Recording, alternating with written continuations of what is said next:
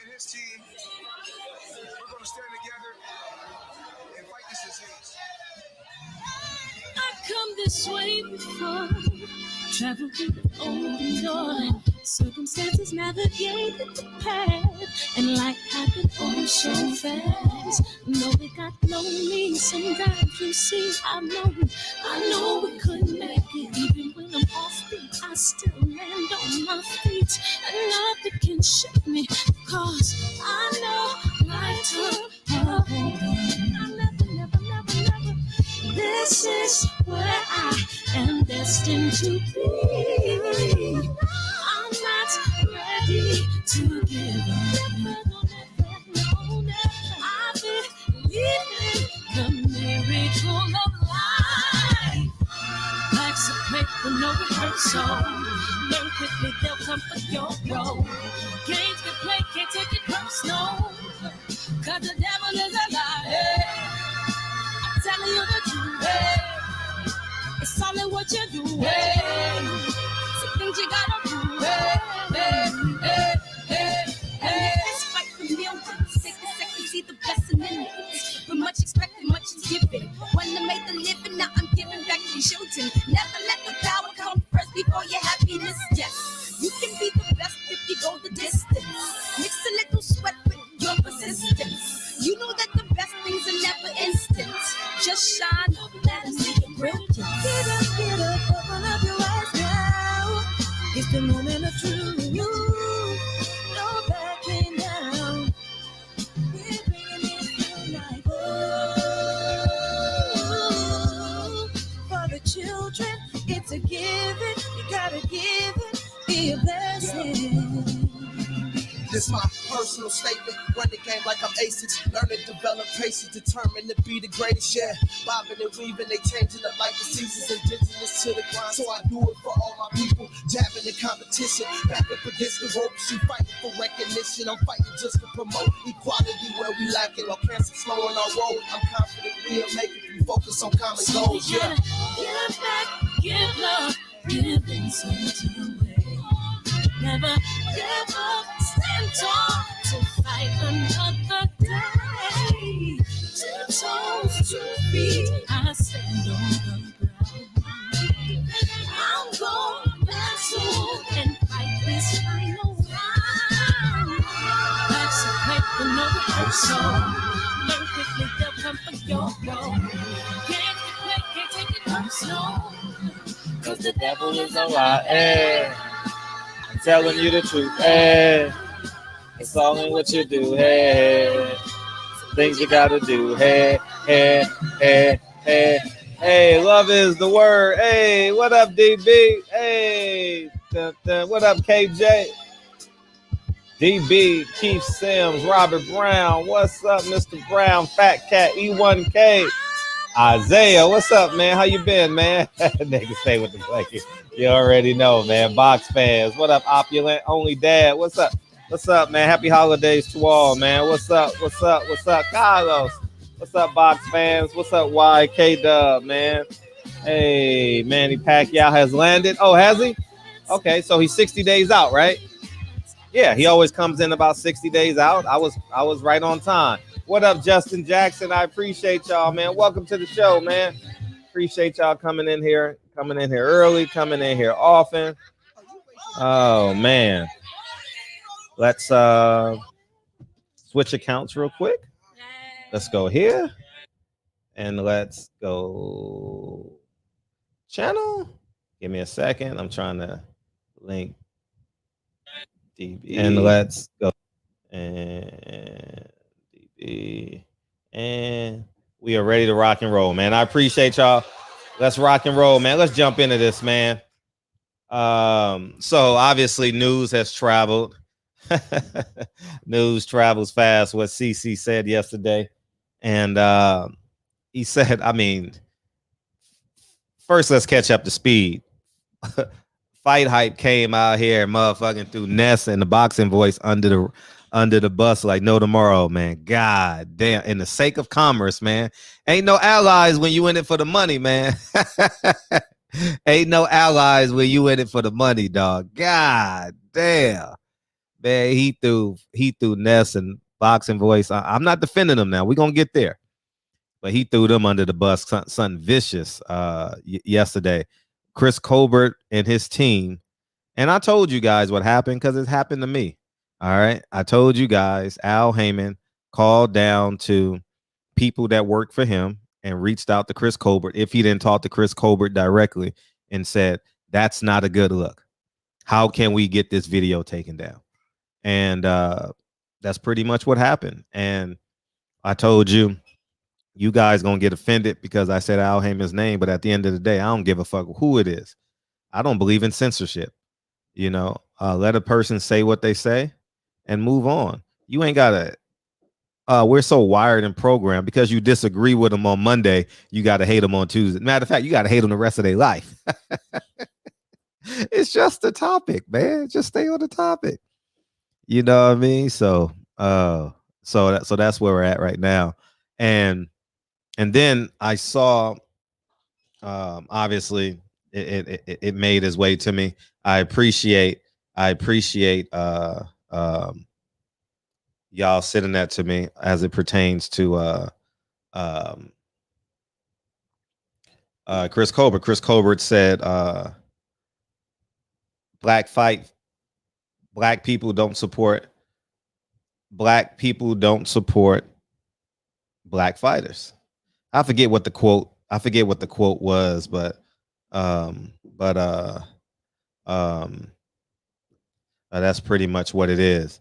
And I kind of chuckled at that, you know what I mean, because that's kind of where we're at, man. I'm gonna tell you this: the business of boxing has led us to believe, no, it's bigger than Chris Colbert, man. We got to go all the way back and pull down the layers, man.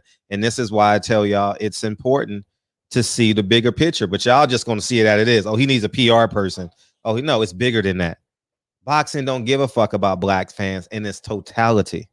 And I told y'all, and y'all get offended when a black fighter say black fans don't support. Well, no promoter believes in black fight and fight fans. Okay? Nobody in charge of boxing truly inherently believes in the black fan base. All right? Let's get it straight. I don't give a fuck if you're ESPN, DAZN, Al Heyman, Golden Boy. No one values the black dollar. And you know how I know the value? Because look how they treat Latinos and look how they treat black people. Y'all gonna choose sides, say, oh, he treats one. No, black fans ain't getting shit out this deal. We ain't getting nothing out the deal, man. We vote for representation,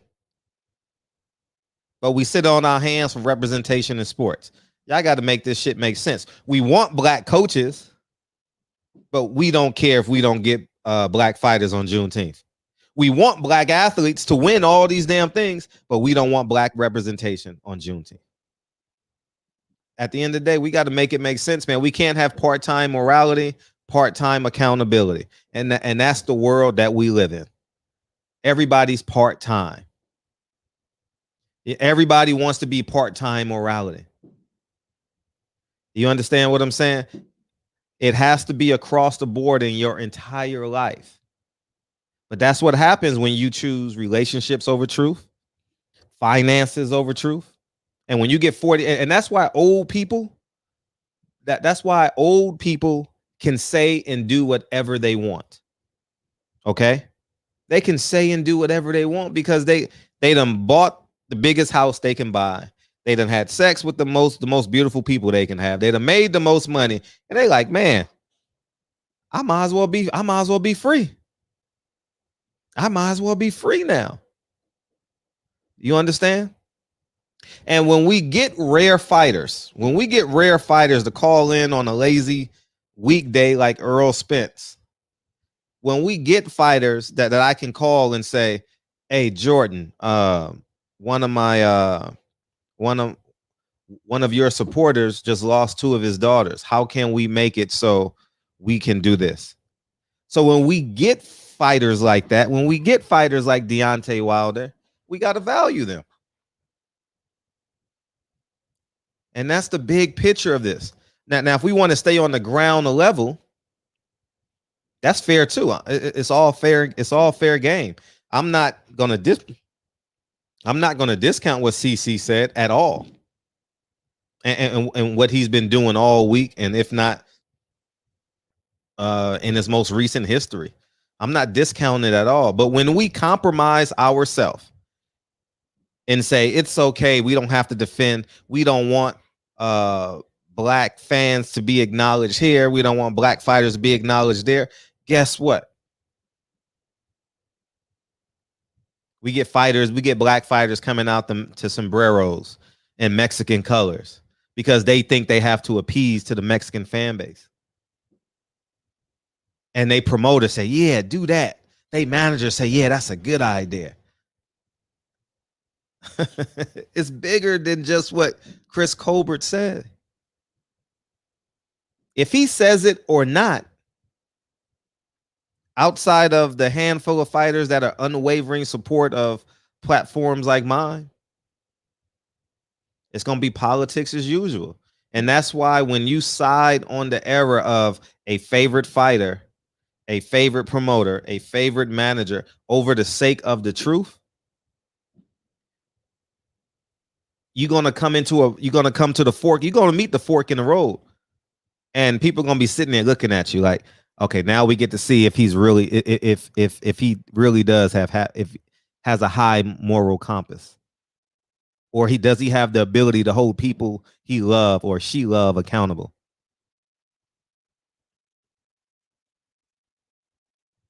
It's hard. It's hard to do that. It's easy to type on the comment section. But it's hard to do it in real life. It's really, really hard. Oh, I don't want to ruin relationships. Oh man. So at the end of the day, I say this. Chris Colbert's going to, excuse me, let's call him CC. He's going to get a lot of attention tonight. He's going to get a lot of attention, and he deserves it. And I'm going to get there as we bring in the callers and do what we do tonight. Also keep in mind, when you don't value or fight for your dollars and just give them away and say it's okay, you're going to get 80% of the black fighters sounding like Chris Colbert. Because, excuse me, because whether they say it publicly, I mean, out loud, or they believe it, a 22-year-old fighter will be coming out in a sombrero. A black fighter will be coming out to a sombrero next year. Watch. Latino colors. Watch. As the A side, like Floyd. So feel free to disagree.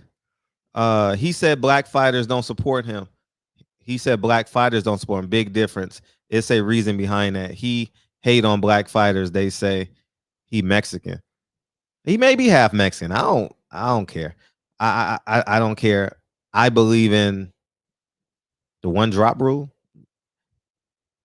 You know what I mean? Like, he's black. He looks black. So people are gonna treat him as he's black. And out of convenience, you know, if you want to fill out loan applications or grant applications and you think you can get the most money, I mean, come on, by all means, do what you need to do. You know what I mean? People do it all the time. People lie on their taxes. People lie on their origin so they can get more grant money. I mean, that's the reality of the game, man. All right. So I just encourage y'all. What Chris Colbert said ain't nothing different than what Floyd been doing. Ain't no difference.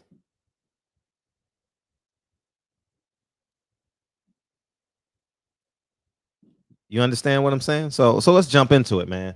Let's jump into it. Feel free to call in. Let's have a good time. Let's have a powwow. Where we at with this? Phone lines are open.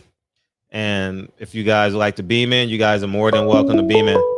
Thank you to the first caller. What's up? My nigga, this is dedication. This hesitation. It's a real nigga celebration. How you doing, man? What y'all do today? Oh man, we went to the Pleasure Pier at Galveston, and they watched the fireworks shoot off from the balcony of the pier. It was beautiful, man. I had a good time with my family. We got home early. It's 11 o'clock. Well, they finished the fireworks at 10 o'clock. Oh, okay. And we were out all day, so okay, yeah, I get it. We actually just got home. I'm really tuned into Fred's box.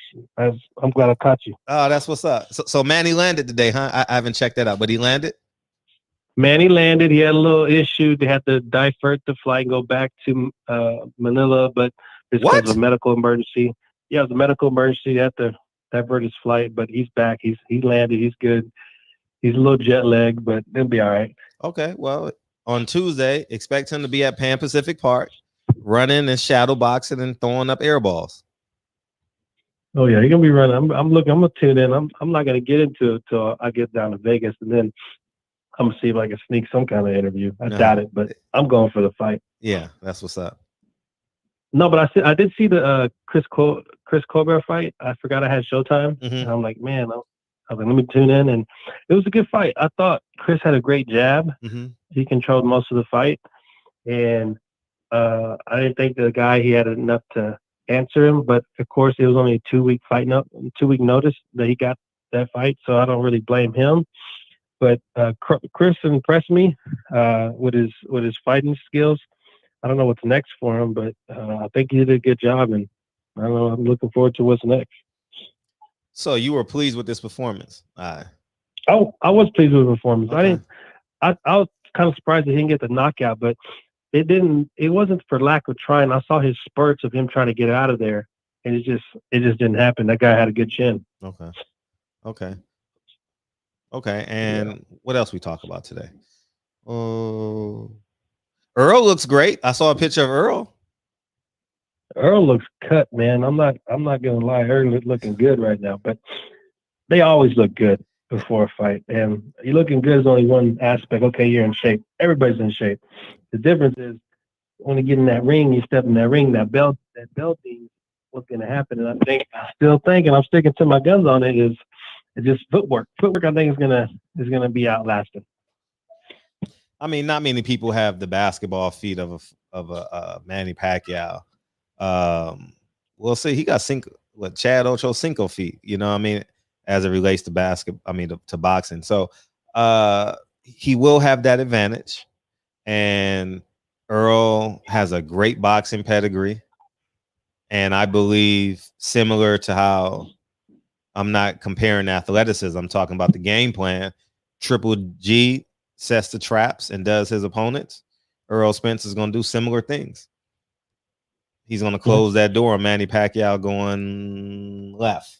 You know, he's going to close that door, or going right. And Manny Pacquiao going to be forced to fight. It'll be a good fight. Fred. But I appreciate you taking my call. Happy 4th, man. Oh, yeah, happy 4th. Appreciate you. Hey, what up, Deke? Hey, what's good, family? Too blessed to be stressed and highly favored. What's up? What's popping? Ain't nothing. I DM'd you, brother. You never hit me back. I ain't like that shit, man. Okay. Yeah.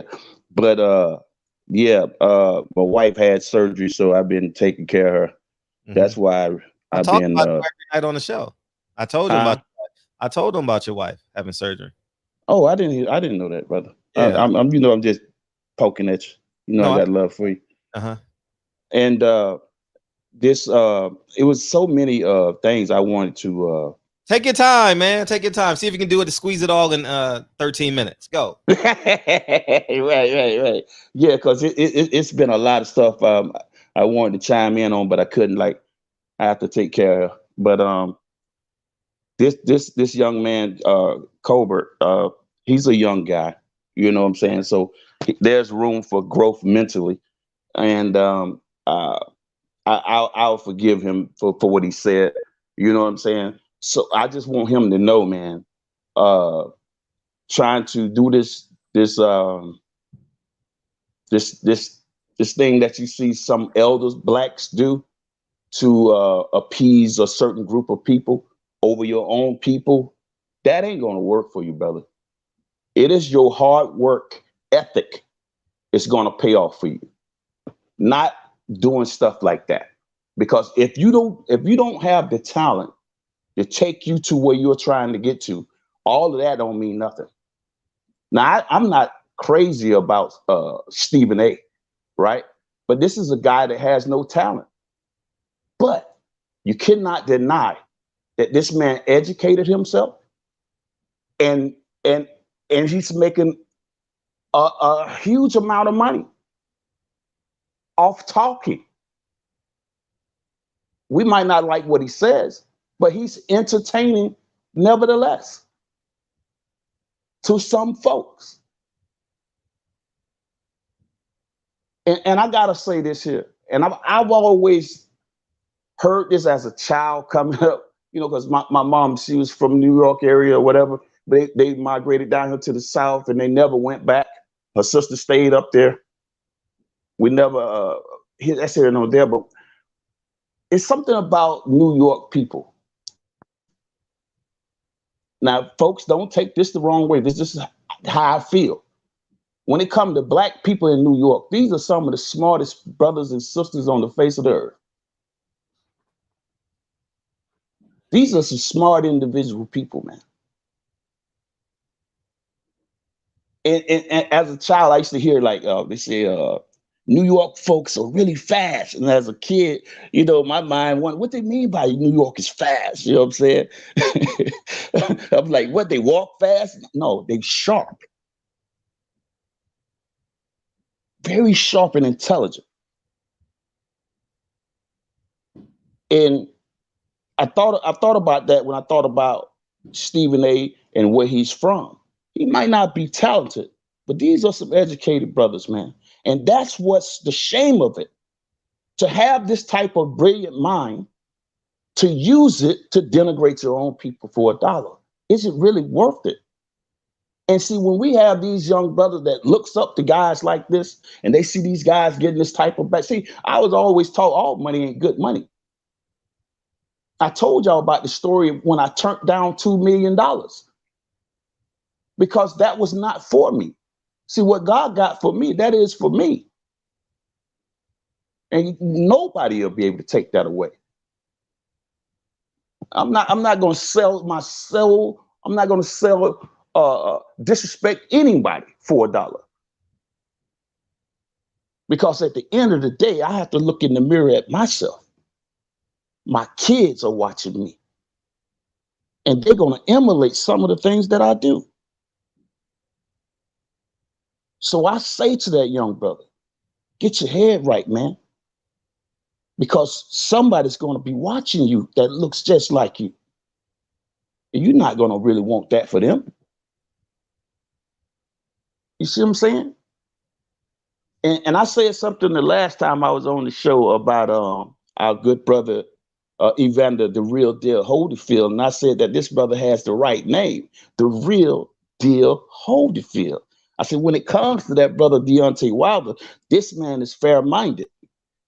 And I'll tell you, brother, it wasn't a day or two later after I said that, somebody got a camera in his face and look what he said.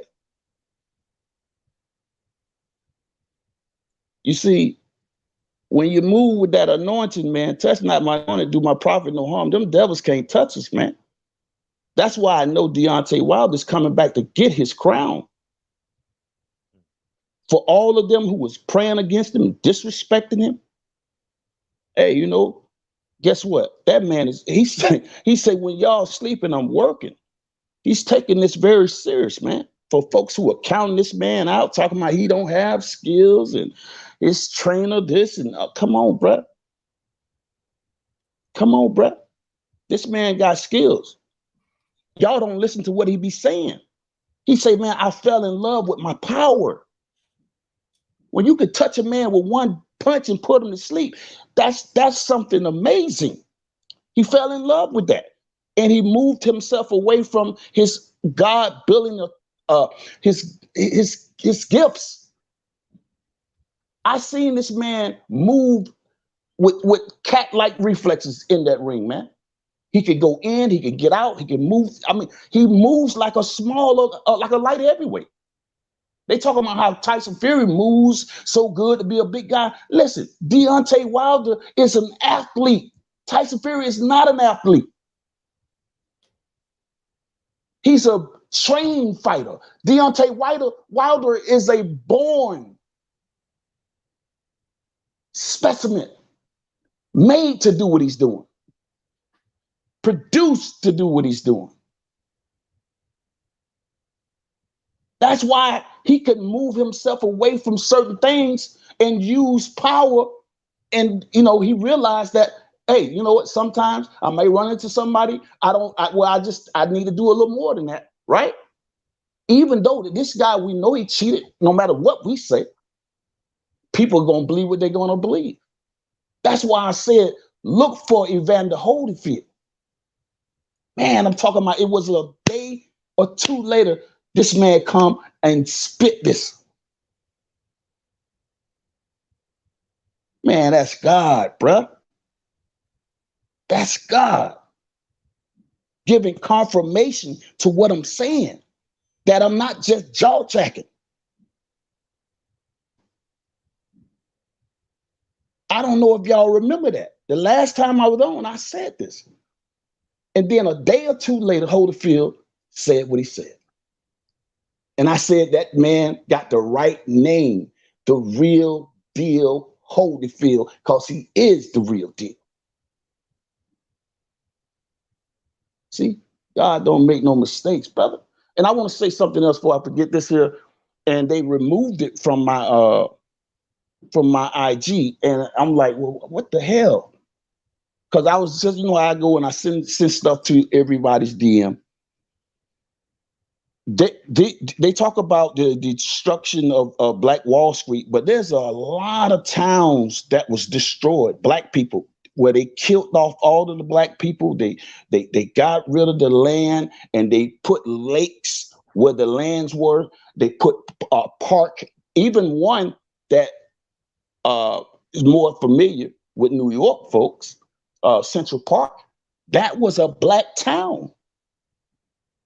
They slaughtered all the people in that area, wiped out the community, and put a park there and named it Central Park. Why is that the dividing line between the brothers and sisters and the other people? I don't know if a lot of people know about Central Park, but that was a Black town. Did you know that, Fred? No. Yeah. Black folks lived there. They got slaughtered by white folks. Wiped them out and put a park there, Central Park. We got bigger things to worry about, man, than to be trying to tear each other down, fam. We all we got. And we take those sentiments for granted. That's why we don't respect one another. We're the only race of people who do not stand with each other wholeheartedly, especially in sports. What Mexican fighter that you will find rooting against his own countrymen for a Black man or any other man? And not just any other group. But when it comes to us, oh, we free willy-nilly. Hey, man, that nigga ain't shit. What the? Come on, man. We got to get better than that, fam. That's why Deontay Wilder means so much to us who are more lighthearted, open-minded, and not closed-minded and simple-minded. We understand that what this man is putting on the line, this is why they attack this thing, just attacking him because he's just a good fighter. No, he's a great fighter that says things that push back against their narrative.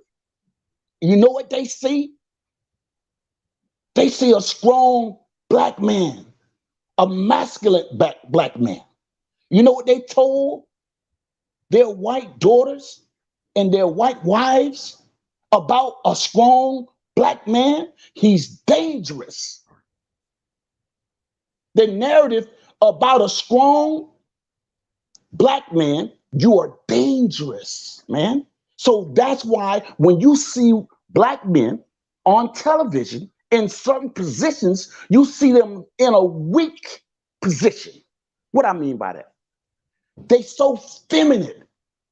They talk feminine. They move feminine. They agree with the feminine bull crap. They push it. Goes right back to this young brother, what I'm talking about. That what he did was something feminine, brother. You don't sit down and bash your brother for some brownie points that you will never receive. No disrespect to women, but you acting like a female, brother. A scorned female, not a strong black woman now. That's the difference. The reason why I am who I am and how I am, because God blessed me with a strong black woman. So I'm not bashing black women. No, I'm not saying that. What I'm saying is, brother, you got to walk in your truth. What is your truth? God made you with a penis and some balls. So you let them hang, man. You be a young man, a strong black masculine man. And you don't bend or break your back for no one. You do not allow anyone to break your back. When I see these broke black brothers, man, these guys walk around with broke backs. How do a man get a broken back? Think about it. These folks are on some real weird, freaky, seriously ill stuff, and it's about this. It is about the destruction of black life. You are not to be able to reproduce. They are selling us homosexuals, whether it be a man or a female. A man and a man cannot reproduce. A female and a female cannot reproduce. This is population control on steroids. And they have these non-masculine men in media selling this nonsense to our children to attack their masculinity, that they will not grow into a man, but rather want to put on a skirt and carry a purse. And this, I want to say this and I'm out of here. Because I want to speak about this nonsense with BET, with this little Nas X, and then the attack that I seen on Monique. What this tongue kissing of another man is celebrated on stage on national television for our children. And then you have gospel artists sitting out in the audience.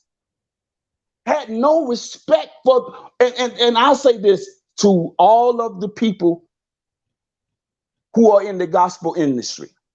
You know what these award shows is about. So don't, when the camera get on you, when this man kissing the tongue of another man, don't go to looking shocked and all.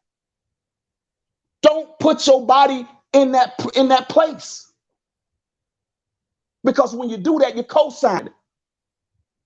You're just as guilty as the man up there kissing another man. Now, I'm going to say this and I'm out.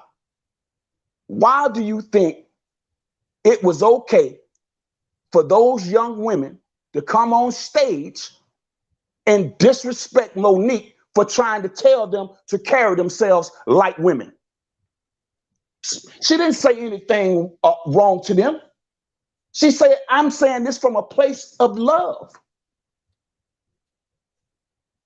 She said, I know that, some of us are called queens, but let's live up to it. When you step out of your home, leave these bondage. You know what I mean? Come on. But what I'm saying is, for them young women to come out there and disrespect Mo, this was co-signed by that show. This was co-signed. Because that's not what they want to sell our babies. They don't want to sell what Monique is talking about. Man, hey man, I love y'all, man. I miss being able to do this, bro. You know, but I gotta take care of that queen back there, man. I love y'all, man, and y'all keep us in the prayers, man. And salute to DB, you know, Reggie O, Unique Don. You know, love is the word. All of y'all, man. Patty Dean, I miss all y'all, man. Love y'all. Yeah, and you know, Brandon Washington, another soldier. You know what I'm saying? Hey, appreciate y'all, man. Love you, bro. I love you too, man. Thank you, D. Yes, sir. All right, peace. Presidential Mike, I want to talk about this. I'm glad you brought this up. Black fighters going to pick a side. 2021 is a year of accountability. Black fans are more unified and will make you pay. Stay on code or don't speak. We're going to get to that, Presidential Mike, okay? I'm glad you reminded me. Take your time, Deacon. Wipe the sweat off your forehead. Hey, okay, no one's calling in yet. So let's do it like this. Here, open up the phone lines back up. So here's what I wanted to say about that. And we can add this to the conversation. We still ain't talked about Miss Richardson yet. People were going to say, oh, it's the LDBC. Oh, it's race baiting. The bigger picture is the reason why Chris Colbert and his team and PBC wanted that video taken down because of the return fire. Simply put.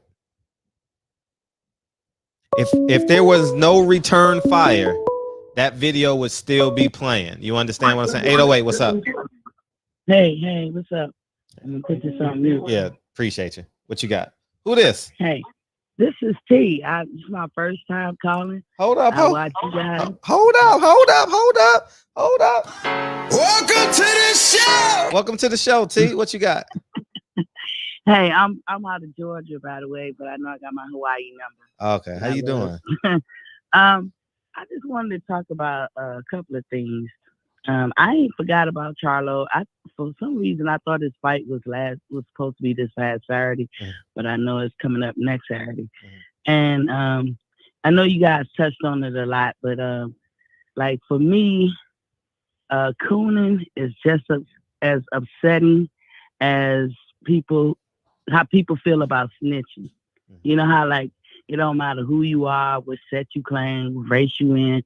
You know, there's almost like a worldwide thing that people feel about snitching, like that's breaking code, don't do it, this, that, and the other. I feel that way about cooning because like a lot of you guys have said, you know, people pay the price to help the people behind them. And I don't know how you make it to the age of 20. I don't know how old CC is, but I don't know how you make it to the age he is. He got a full beard, so he should know. He should know better. And he was playing the short game instead of the long game. And Deontay Wilder, I have never, and I look at a lot of clips on YouTube, I have never heard this man talk negatively about anybody who hasn't said nothing about him.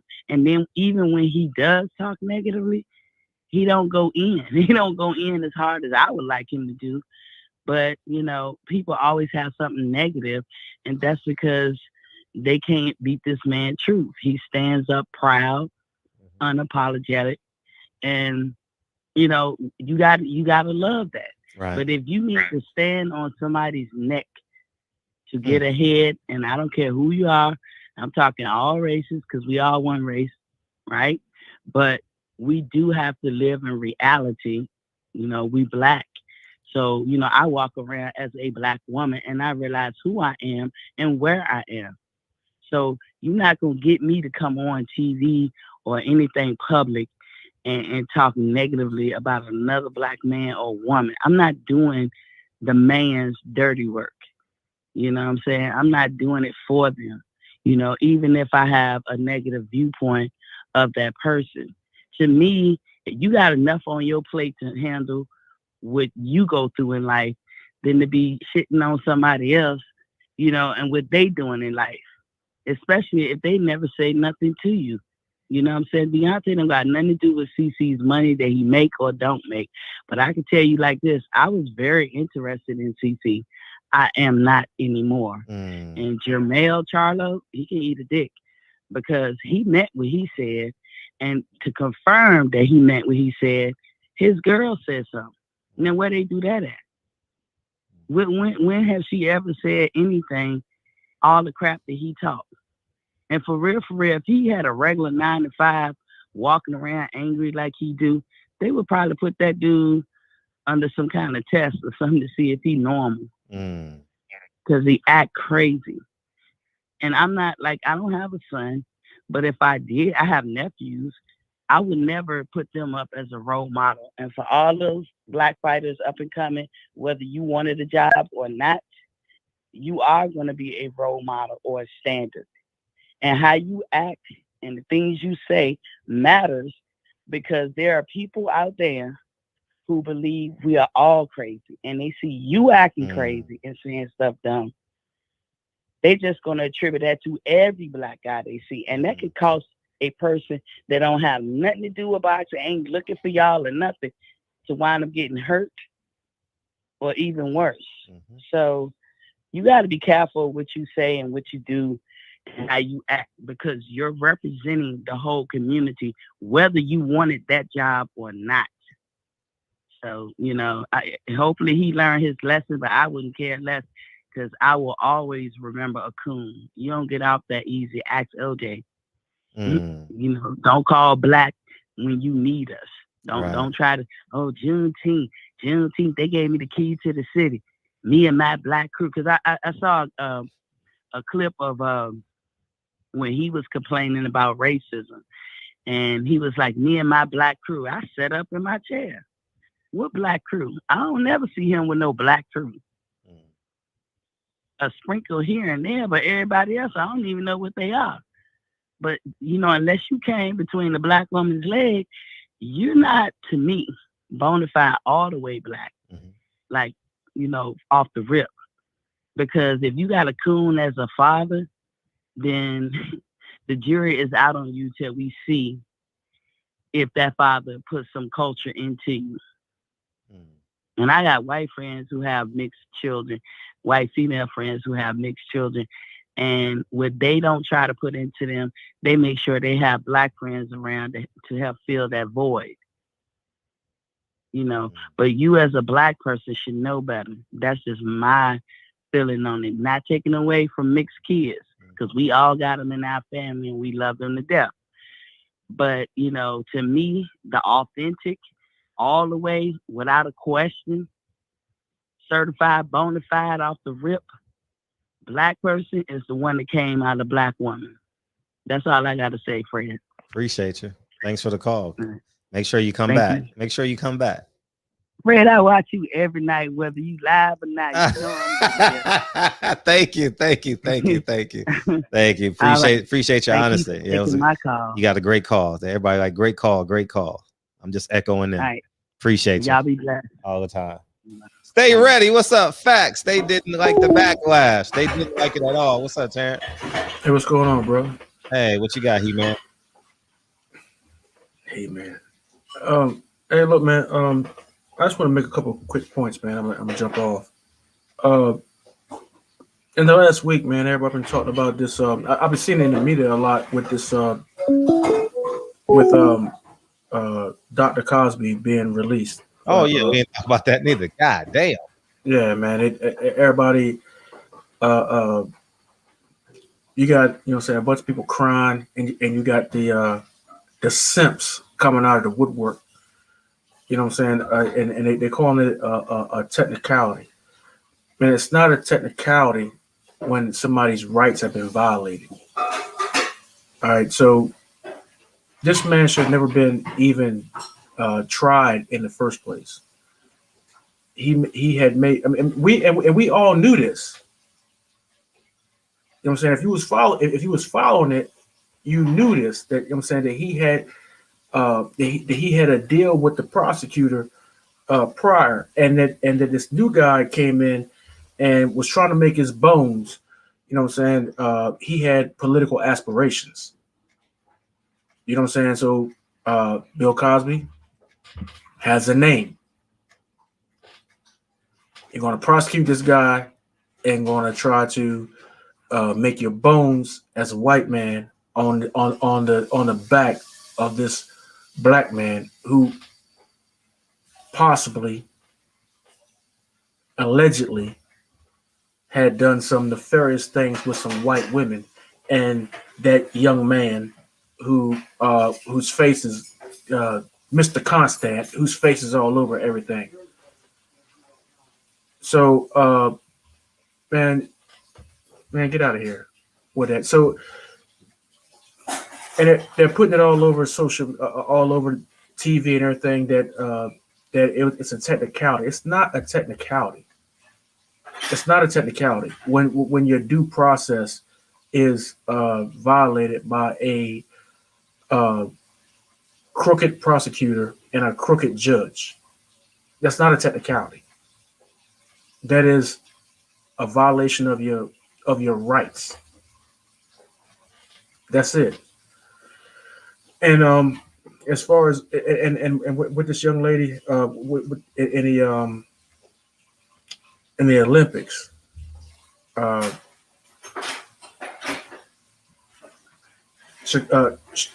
Sha'Carri,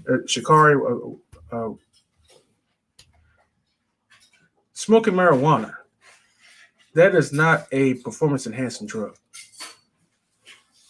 So why she is being flagged, I don't get that. You know what I'm saying? I hate to draw the Michael Phelps comparison, but I don't remember him being stopped from competing. I mean, if I'm wrong, somebody tell me I'm wrong, but I don't remember him being stopped from competing. I'll tell you about Michael Phelps. It was after the Olympics. It was at a party. It was November or December of that year, 2008 or early 2009, where somebody took a picture of him at a party, and he was suspended 3 months. Mm-hmm.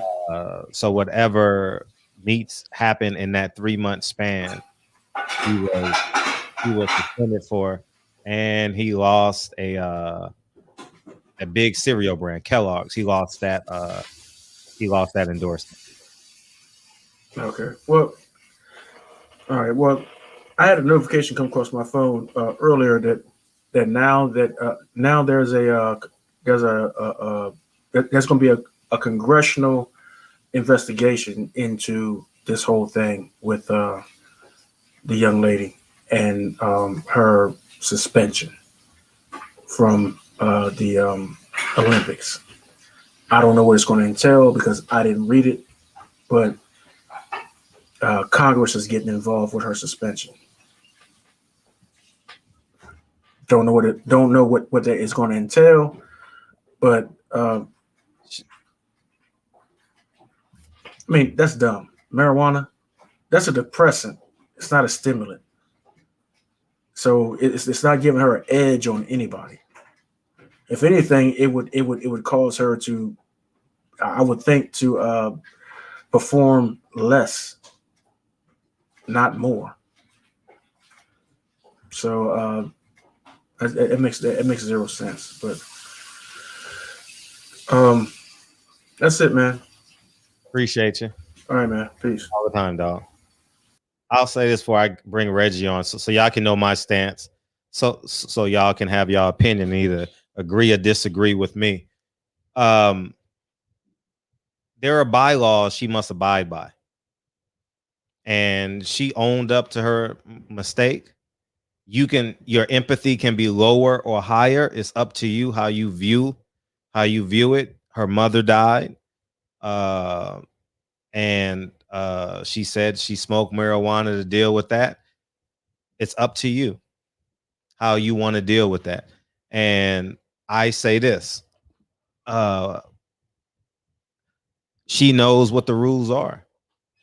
And I don't want to make this, I don't like when I'm going to use the term we lightly because not all of us are doing it, but when black people use race in the wrong space, this has nothing to do with Michael Phelps.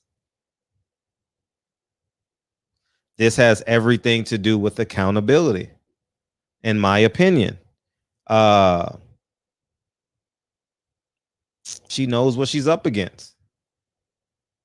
You know, I think when you say it's just weed, we're normalizing drugs.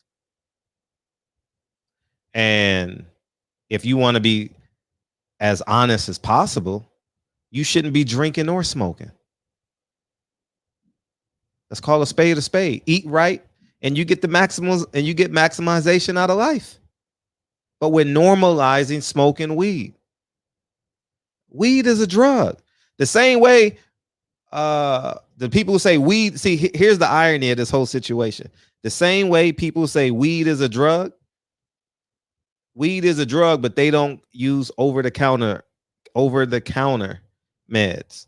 You understand? The same people that use over-the-counter meds can say the same thing about weed. I'm just going to say she had rules to abide by. And I don't know what it's like to go to the Olympics. Carissa Shields can. Carissa Shields didn't smoke marijuana. Carissa Shields said in her post she's never smoked marijuana. These are sacrifices you really, really got to really think about. And I think the best thing we can do, I truly believe this, is hold her accountable. You can love your child, you can love your mother, love your sister, and hold them accountable. And I'm going to make this, I'm going to bring it home with this. It's a track meet, y'all. It's a track meet.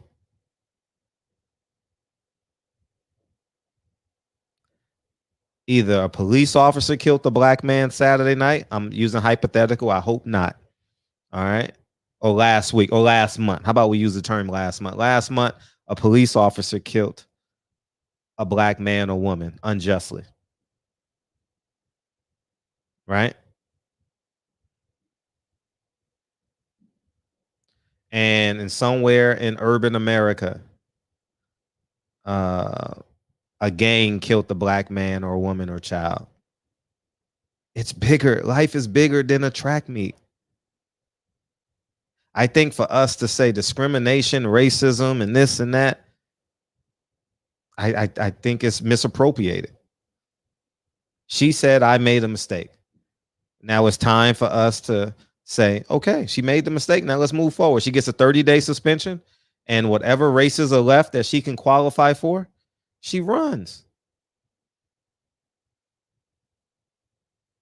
This ain't life or death. It is a track meet. When your favorite fighter misses weight and he's not fighting or his opponent pulls out,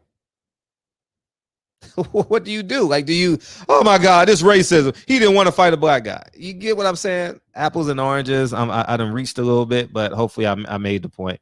E1K, rules are rules, but that rule is outdated and the context around it is unfortunate. She lost her mom. Everyone grieves differently. She took accountability, though we got to honor that. Yeah, we got to honor that. You understand? And is the rule outdated? Well, these gold medalists, these bronze medalists, these silver medalists got to speak up. You understand? Got to speak up. How long has these rules been in place? You know? What's up, Reg? Damn, I'm surprised I agree with you on that shit. Oh, okay. You spoke the absolute truth about that. And I don't think there's not too much that she can be held accountable or ridiculed about. She owned up to the mistake. She's a 21-year-old female who dealt with that. And a lot of people talking about she using this terminology of her biological mother dying. That still has an effect. Who knows what she missed out, what she wanted to, kind of rekindle with her mother. That's like the same, I'll say with the same story. I meet my biological mother until 28. I'm good with her.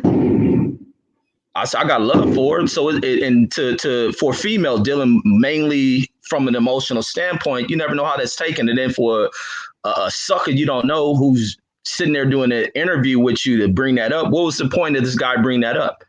Were you trying to see if she conveys some kind of emotion? Were you trying to break her during that time period? And also the other thing is just track. It's the Olympics.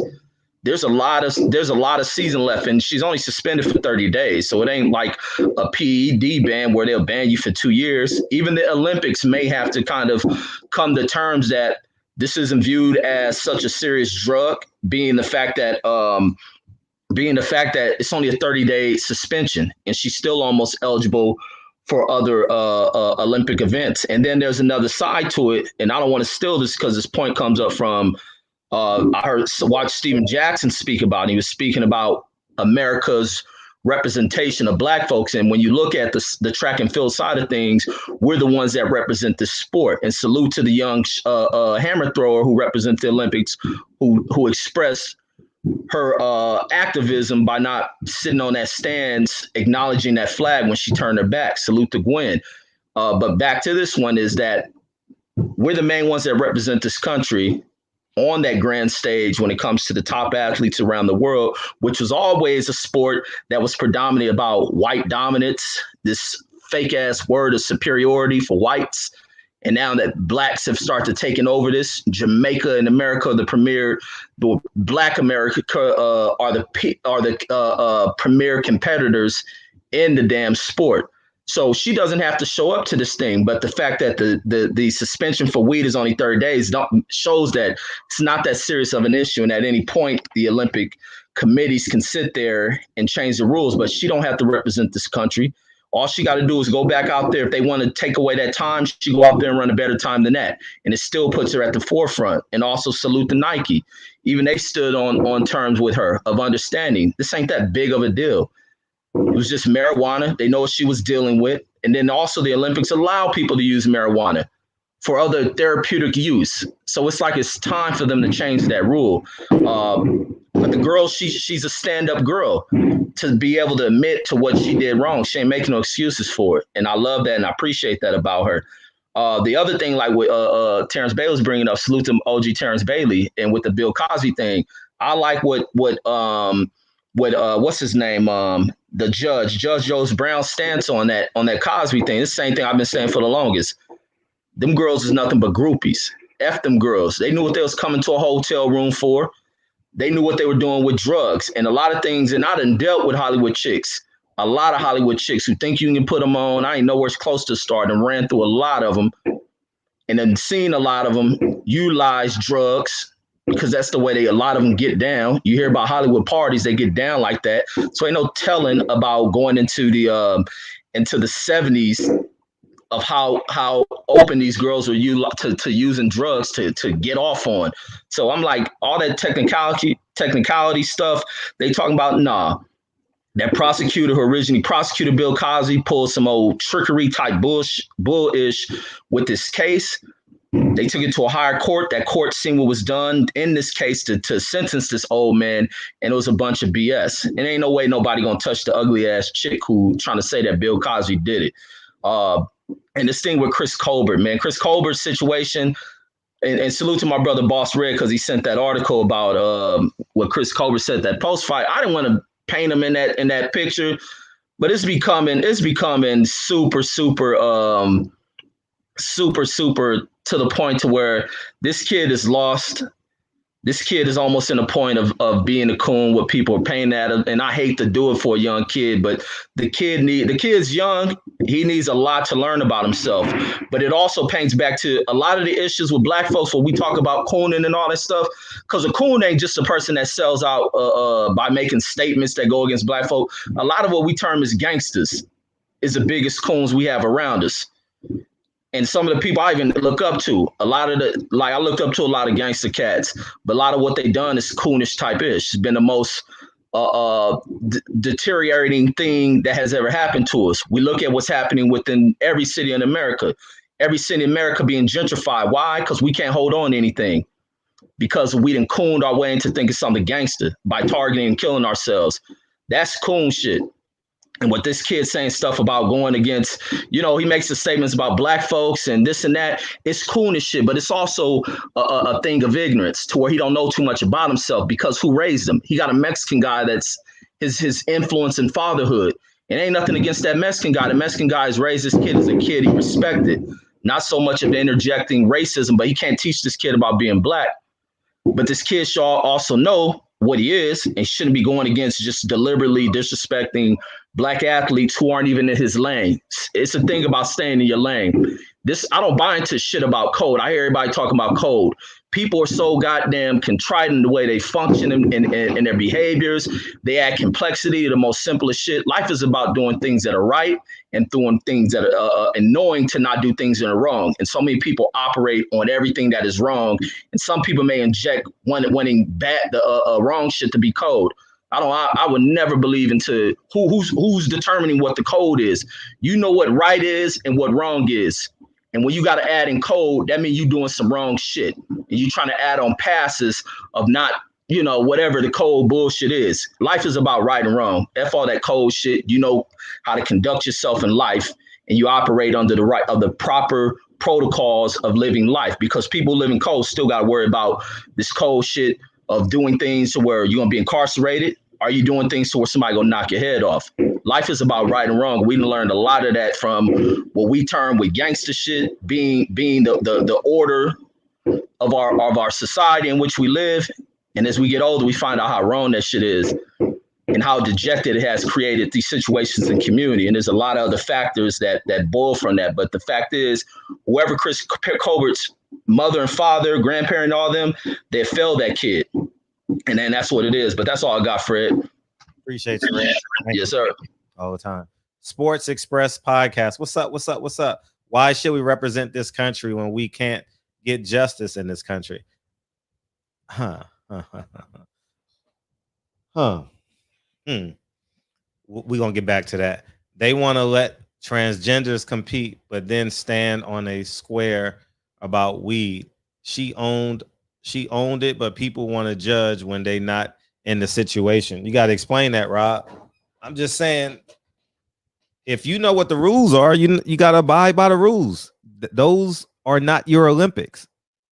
And I think that we're putting too much stock in the Olympics. Why are you valuing the Olympics?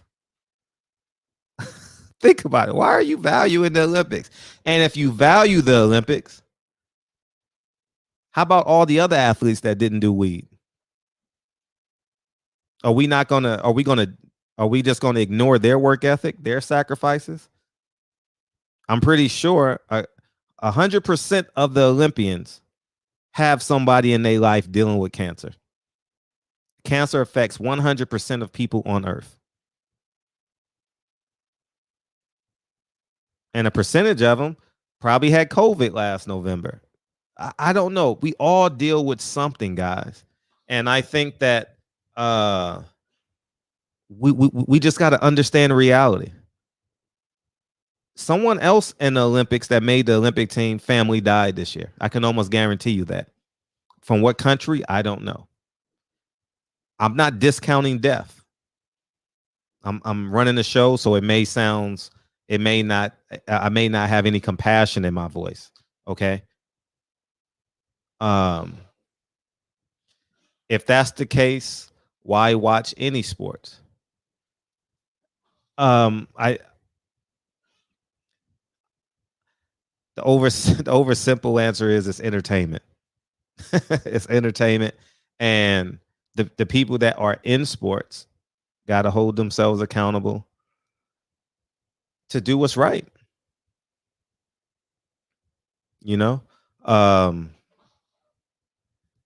If that's the case, we're gonna live it's gonna be a very sickening life. Who imports the water you drink? Who imports the rice that you boil? You know what I mean? You're gonna fall into a slippery slope. I'm not before we go down that page, because that's a conversation that never ends. What's up, Kevin? What up, Fred? Hey, what's up? All right, now this is not meant to be towards the Sha'Carri. I don't even know how to say her name. I'll call her Miss Richardson because I mispronounce her name sometimes too, so I just call her Miss Richardson. Okay, so the whole Miss Richardson situation. like you got a lot of people speaking on the situation like when they don't know anything about it. Um, I'm pretty sure that before you go to the Olympics or any of that, that you have to sign a contract, right? And in the contract, I'm pretty sure that it says that you can't do this, or else there will be consequences, right? Mm-hmm. So all she's doing is just dealing with the consequences. But a lot of people are looking at it like it is because she's black and all this. I'm like, man, no, like, once you actually whatever sign up for something, if you put your name on there, you have an obligation to fulfill the contract. And if you don't, then these are the consequences. Right. Man, but I got into a really, really, well, not big argument, but like a heated debate with somebody on that today, man. But have you seen that one interview with Judge Joe Brown? Yeah, I saw it. And he was talking about Bill Cosby. But Yeah. you know what though? I Um, 100% agree with Judge Joe Brown, man, because dude, if a dude invites you back to his hotel at 2 o'clock in the morning, what do you think he's trying to do? that's what. That's Think what. he wants to play spades, dominoes? Like, no. Like what you mean? This shit crazy though, man. But welcome home, Bill. I'm out. I appreciate you, man. Yeah, man. It's and I understand the sentiment as being a black man in America. We put all our hope in the black Americans to destroy the world to prove our dominance. I get it. I understand it. I've been there. I rooted for Michael Johnson in 96. You understand? I rooted for Shakur in 2016. So I understand that. I fully grasp the magnitude of the Olympics and what it meant at the time that I was rooting for him. Now I just see it as an event. I don't see it as like the apex of excellence any longer. I did. Now I just see it as an event. When the person I'm rooting for wins, it's all good. You know what I mean? If they lose, I don't say, "Oh man, I'm gonna cry." But to the athlete, they prepared that moment. They value the moment, and we celebrate that. I'm not gonna put what I believe on them. So we have to shift the paradigm. If we can think about this, I miss your super chat. Damn. If we can create a black award show, we can create a black Olympics. If we can create Freaknik, we can create a black Olympics. If we can create Harlem Week, we can create a black Olympics. If we can create the Cotton Gin, we can create the Olympics. If we can create potato chips, we can create. If we can create the cell phone, we can create the Olympics. Okay. And so that's just it. So I think I agree, though, that it's just a race, and the athletes, the world championships and the Diamond League titles are a bigger deal. Yeah, they are a bigger deal. And I appreciate you responding back. You didn't have to super chat that back though, dog. You know what I mean? But I appreciate you, Rob. They do, and they make more money. They make a lot of money overseas running. Track and field is huge. It's like soccer over there, So I get it, and the cameras is gonna follow her. You know what I mean? She may get that bad girl image. You know what I mean? She may get the Andre Rison treatment, the Deion Sanders treatment, or whoever else is your favorite bad guy. Bad guy, bad girl, and she's gonna go break records. And she's 19, she's 21. She got 10 years at the top of her game, man. And I wish her well. And she's and by her holding herself accountable. Rodney, you want in or you just want to listen? No, I wanted to get in. I was just waiting for you. Oh, okay, got you. Okay, what's up? Yeah, man, your show is really growing because before I could just get in like easy, Man, I've been calling you the last like 4 weeks. Last 2 weeks you had some great shows, and I just hadn't been able to get in because so many callers, man. So I look at it as, damn, I want to get my voice out there. I want to give my opinion, but I also look at it as a blessing for you as a black man with a business. That means you're growing, man, and I appreciate that, So I'm happy for you. That's love. Thank you for Yeah. support. Yeah, for sure. But I'll say this with first I'll start off with Chris Colbert. With Chris Colbert, nobody's upset because he gave his opinion. The problem is that when you give your opinion and you start to clown another man or another boxer, it becomes bigger than that. It becomes deeper than that. And I think it's off base for him to do it because he can't actually step in the ring with Deontay Wilder. And I was listening to the Boxing Voice, and Ness was saying, well, Wilder said something about AJ. Wilder said things about Dillian White. And I think that's fair game because those guys can step in the ring with each other and settle it with fists. And so if they want to clown each other, they want to talk crap about each other, I mean, it's fair game. Get in the ring, settle it. But Chris Colbert could never fight Wilder. So don't go as far as to clowning him. Just give your critique. If you think he's not technical, say he's not technical. If you think Fury is the better fighter, say he's the better fighter. But when you go as far as saying, oh, he's a clown and he's a sucker and he doesn't do this and he doesn't have a chance against Fury and this and that, and you're with the company, you're with PBC, and you're hurting their brand because you're shitting on their fighter. And let's say if some people watch that and say, you know what, I'm not going to buy this fight because Chris is saying it's not even close.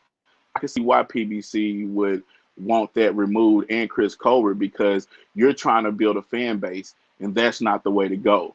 And I'm just being honest because just like I don't really fool with somebody like Candace Owens, who all of her talking points is to crap on black people and is to dog black people out, and there's never any issue on the other side with white conservatives, then I don't support her. So why would I support somebody who's a black fighter who's not just critiquing a guy, but who's trying to simply dog a guy out that he can't step in the ring with? And that's my problem with what he said. Now, his ring entrance with the prison reform, I think was a good message, but all of that get lost in the power because you're running your mouth and you're saying the wrong things as a young man. You're talking about everybody, Earl Spence and guys like that, and you can never step in the ring with those guys. I think he has to take a step back and figure out how he wants to build his fan base. Do you want to go and be the black fighter and support black channels and give them interviews the way Deontay Wilder and Earl Spence does it, and we come out and we support them with our dollars? Like I buy like maybe 3 or 4 pay-per-views a year, but I buy all of Earl Spence and Deontay Wilder pay-per-views. And I did the Charlos when they did when they had a double header. I bought that pay-per-view. I bought a couple of Terrence Crawford pay-per-views. So I try to support with my dollars certain fighters. So I think he just needs to rethink this thing, and he should slow down. If you picking Fury, say you picking Fury. But it's funny. I like what Leo Santa Cruz said and Earl Spence. Earl Spence, I'm going with Deontay Wilder. That's home team. Leo Santa Cruz said the same thing. That's PBC. I'm going with him. And real quick, Fred, if you saw that fight with Mikey and Earl, everybody pretty much knew, unless Mikey really knows something, Earl should dominate this guy. But every Mexican boxer I saw you interview, I saw everybody else interview said, I'm going with Mikey. I'm going with the Mexican. I'm going with the Mexican. Even though they knew Earl was a beast. And I don't have a problem with that. I don't have a problem at all with that. With the Sha'Carri thing, and I hope I'm saying her name right, my issue wasn't her failing a drug test because it's weed. Hopefully at some point they'll update the rules and it won't be a rule anymore. My problem is in the black community, we talk about black on black crime. We talk about black poverty. We talk about black lower education and things that hurt us. The wealth gap is wider than it's ever been. The average black household has $1,200 in net worth, maybe, and the average white family has $170,000 to $200,000 in net worth. And that wealth gap is steady growing. So that means you can't invest like you want to, and you can't do a lot of things you want to do as far as education and leaving them behind generational wealth. So you have somebody like her who is charismatic. She's a pretty girl. she could sell herself. I never heard them talk about any Sonya Richards or any of these female track stars in years, and she's been the most polarizing and the most charismatic and the most marketable since FloJo. And she had potentially, I was reading an article where she had potentially $15 to $20 million a year in endorsement deals if she could have gone to the Olympics and won. And I know I just heard somebody say, well, the diamond races and all those races are bigger races. No, they are important races, but the biggest race is the Olympics, because you have a worldwide audience. People who don't watch track in 4 years watch track at that time, at that particular time in the Olympics.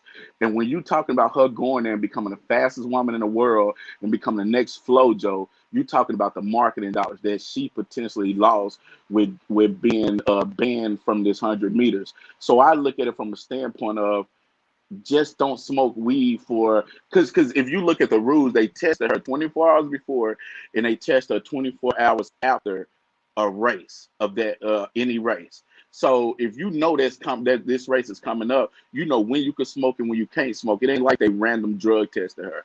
So she had the potential to plan this out on how she was going to do it.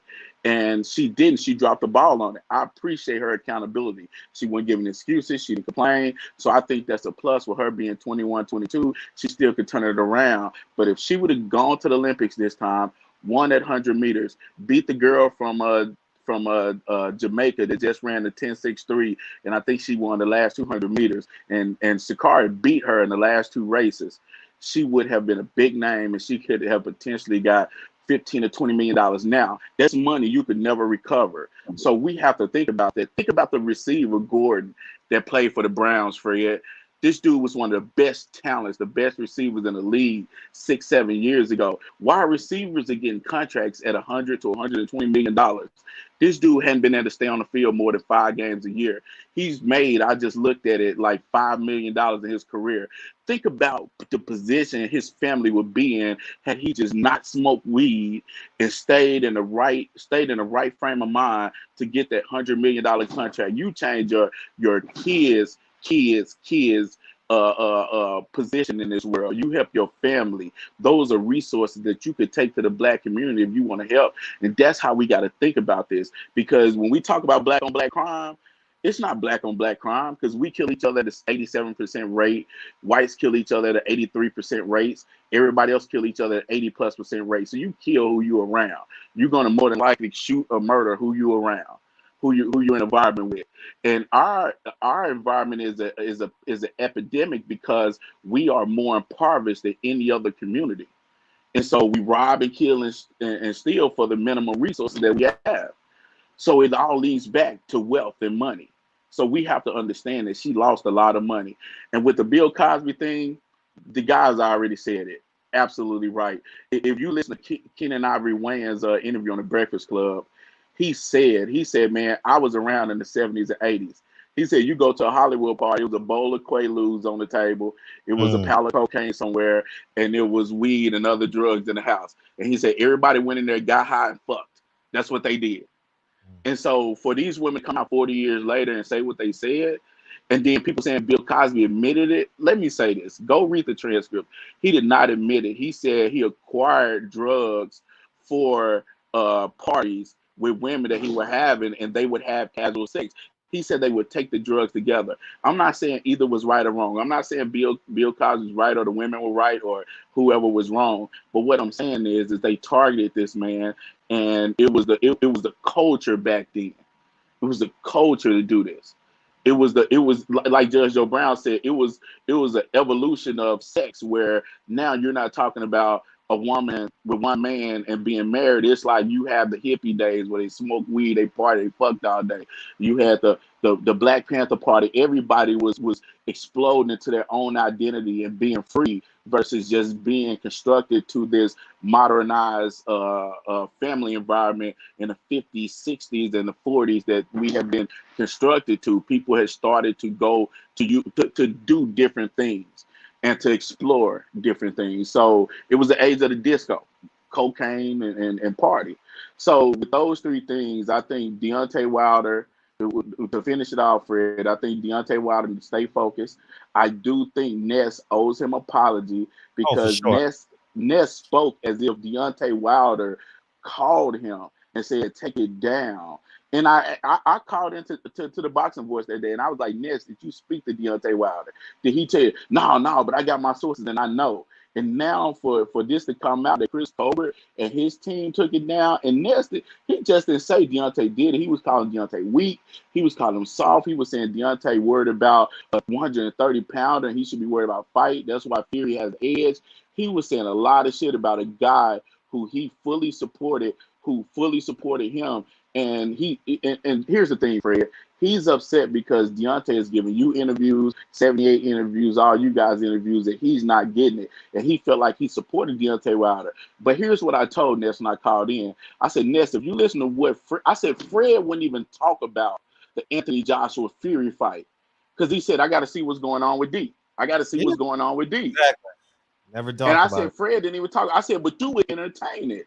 And you would entertain, you wouldn't even look at the gloves and say, man, the gloves look suspicious. Fred, I'm not all about the cheating shit. If Deontay Wilder didn't catch it, that's his team fault. Fury got over on one. You got to live with it and move on from it. But when you look at those pictures, you know something is not right about them gloves, and you have to say that. And Ness didn't say that, so Deontay Wilder took names, and he was probably one of them names on the list, and say, "Hey, you kind of towing that line, and you ain't with me 100%." And I agree with Deontay. If you want to just fool with the people that's pushing your agenda and pushing not just pushing his agenda, but pushing him in the right direction, a positive light versus a negative light, like everybody else, and trying to act like he didn't exist, you shouldn't screw. You're not gonna mess around with him. Ness' problem is Deontay Wilder has X'd him out of the circle, and he's hurt by it, man. You could hear it in his voice every time he talk about Deontay. He's hurt, Fred. And thank you for letting me cook, man. That's my call. I'm gonna let you move on to somebody else. Appreciate you. All right, man. And all right, all the time. Thank you, Rod. And I got you next, EC, and then I got Champion Heart. That shit is a mess, man. That shit is a mess. And as I told you guys that night, I know exactly how it went down. Because that's the nature of the beast. If they don't want you, they gonna test you. Can I control this platform? That's just the bottom line. And when the company asks you to take it down, don't fuck it over a credential. No, don't do it. If you have a relationship with the fighter, I may have misspoke a little bit as it pertains to that. I'm going to omit that, and I apologize for it. And that's probably the only thing I think in that video where I misspoke. If I have a relationship with a fighter and he wants me to take it down, I'll take it down. I don't have a problem with that. But if PBC calls me, if the Zone calls me, if ESPN called me, I'm like, what have y'all done for me? You know what I mean? I'm not taking it down. But if Earl called me and be like, Fred, man, I'll take that down. I owe you one. Done deal. You know what I mean? What's up, Stormy? Stormy B, man, I appreciate you, man. What up? What up? Yo, what's up?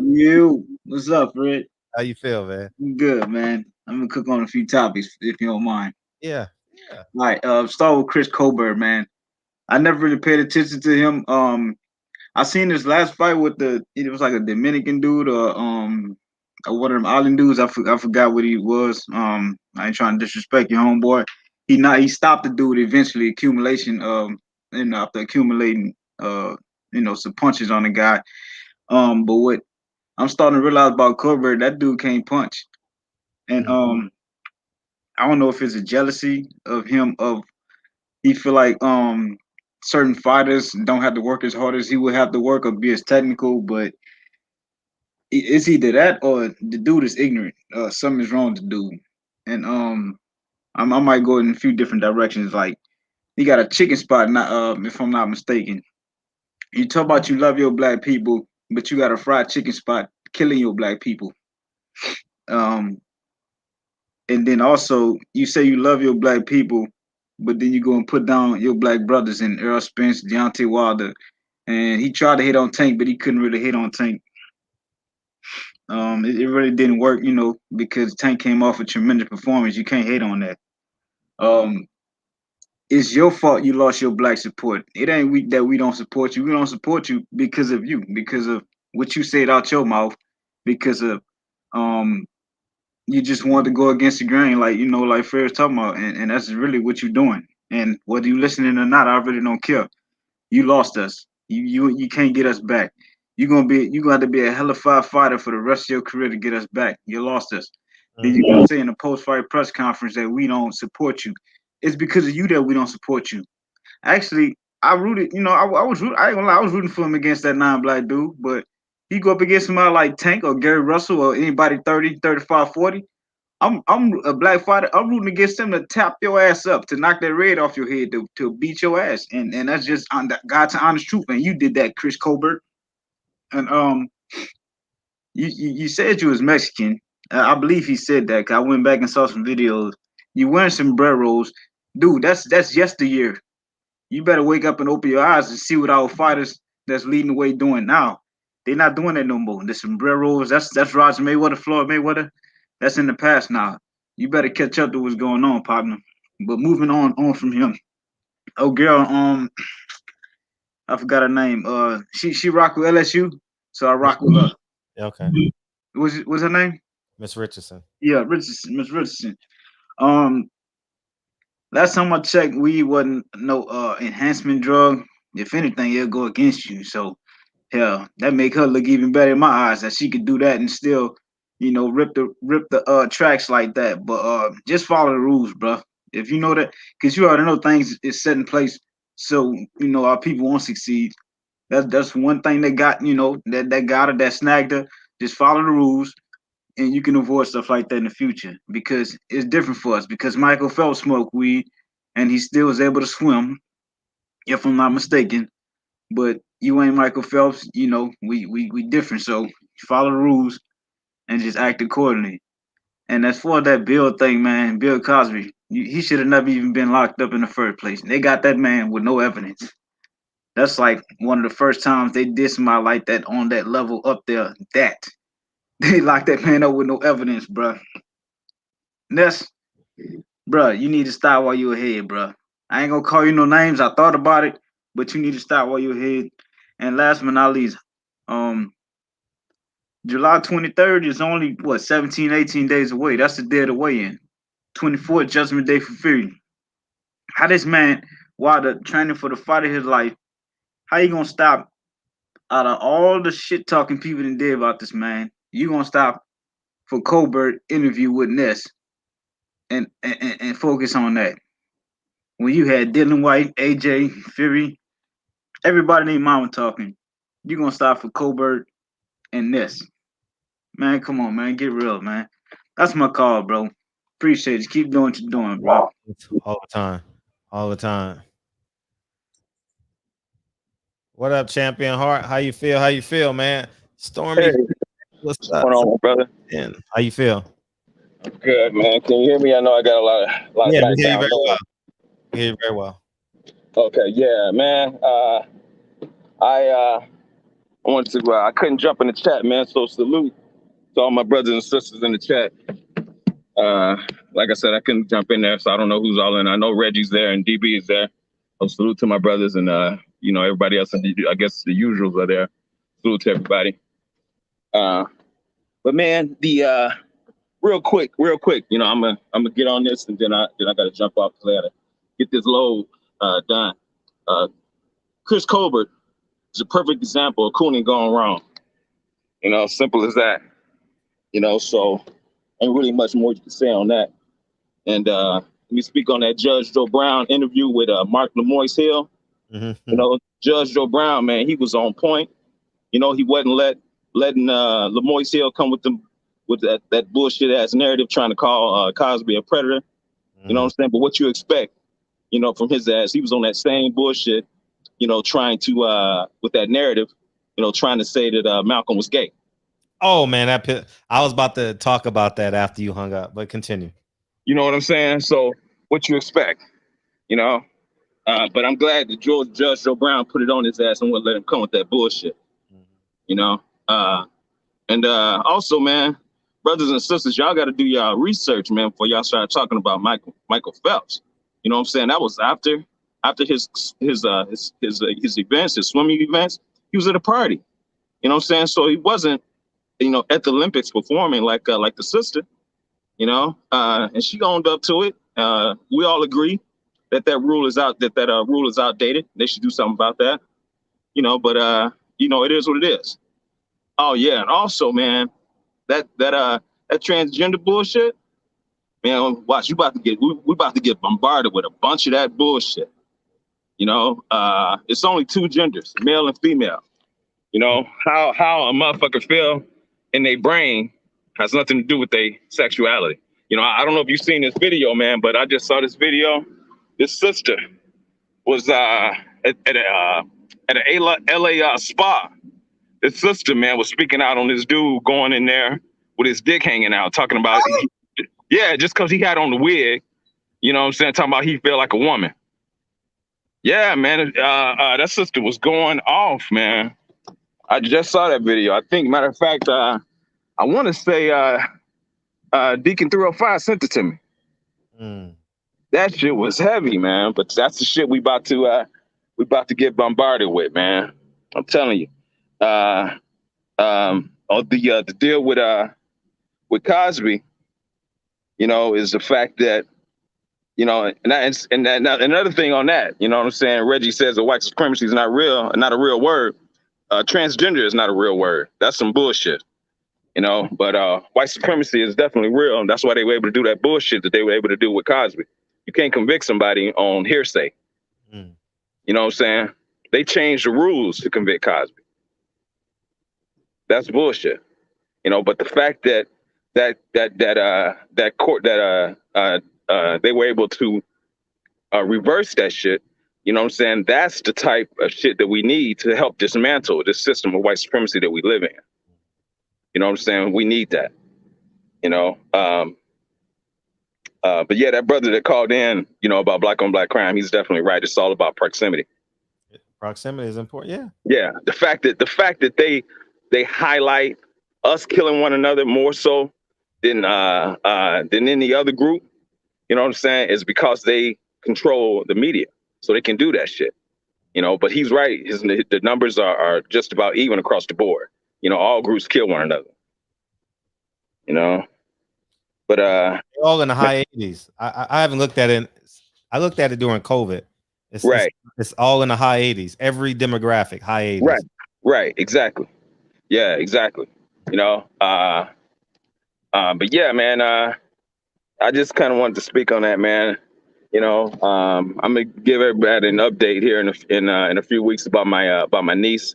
I'm still dealing with that, man. Mental illness is real. Yeah, it's heavy. So, she's still here. I got her at Parkland, but I give everybody an update later on what's going on with her. Thank you. Yeah, keep us updated. I was gonna ask you about her as well. Yeah, most definitely keep it. And I appreciate the love, that everybody showed me, in relation to her. It's something that that I'm dealing with. When she just showed up like that, I looked at it as her reaching out. You know what I'm saying, for help. Sure. Absolutely. And I couldn't, like my brother was saying, put on the bus and send it back to Mississippi. No, bro, I can't do that, man. Right. You know what I'm saying? So, but yeah, it's all good, man. Again, much respect to everybody, and let me get this here done, man. I'll get back with you, brother. Appreciate you. All right, later. All right, peace. All right, let's open up the phone lines. Bagoo, and we'll move on from there. And presidential mic, transgenders about to take a lot of jobs from women. Don't be. What's up, VA? What you got? What's going on with you, big dog? Hey, how you feel? Oh man, I'm good. Yeah, I wanted to talk about Miss Richardson. Sure.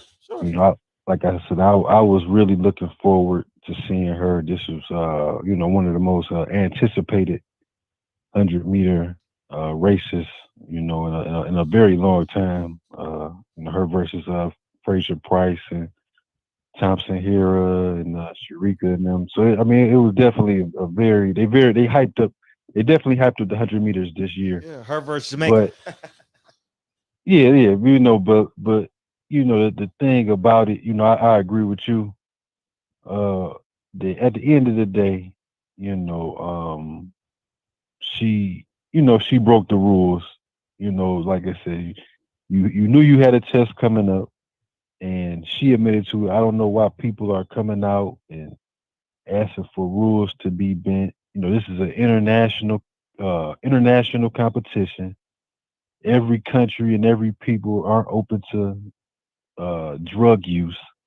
So people need to leave it alone. I also think that she was being sloppy too. I was once somebody that was very deep into the weed, and you can't really tell me that somebody that's an Olympic athlete, that as far as her body looks to be less than 5% body fat.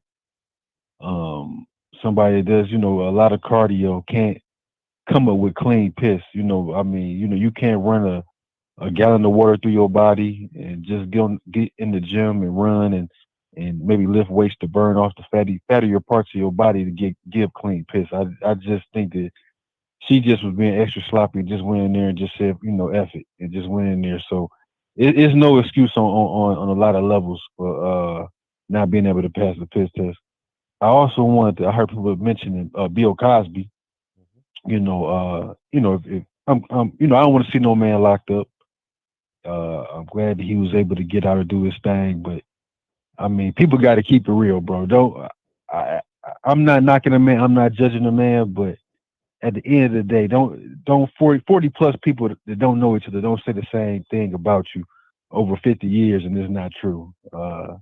I'm not gonna say the man was foul. I mean, I know that a lot of the women were down for the get down, but it's kind of like when you drugging a person. You know what I'm saying? It's on a different level. But like, hey man, that man got out.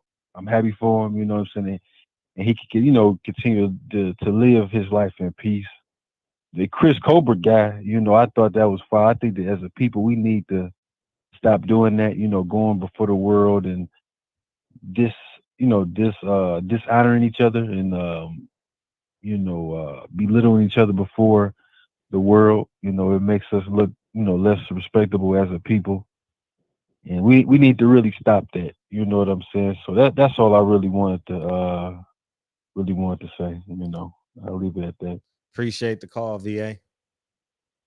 All right, thank you. All the time, dog. All right. Bonnets and blunts. I saw a man with a bonnet. I didn't see him smoking a blunt though. Then I would have said bonnets and blunt. 412, what's up? What's up? Hey, what's going on, Fred? How you feel, bro? Hey, what you got? All right. Kind of loaded. Can you hear me? Very well. Oh, okay. Cool. Listen, man, I completely disagree with that last caller as far as the Cosby situation. Listen, anybody who's been in a lawsuit, what's happening to Cosby is what's happening to Deshaun Watson right now. These law firms tell these motherfuckers what to say. If everybody's all represented from the same law firm, they're telling them to say the same thing. So all their cases sound similar. But if you go look deeper, Cosby never admitted to any of that stuff.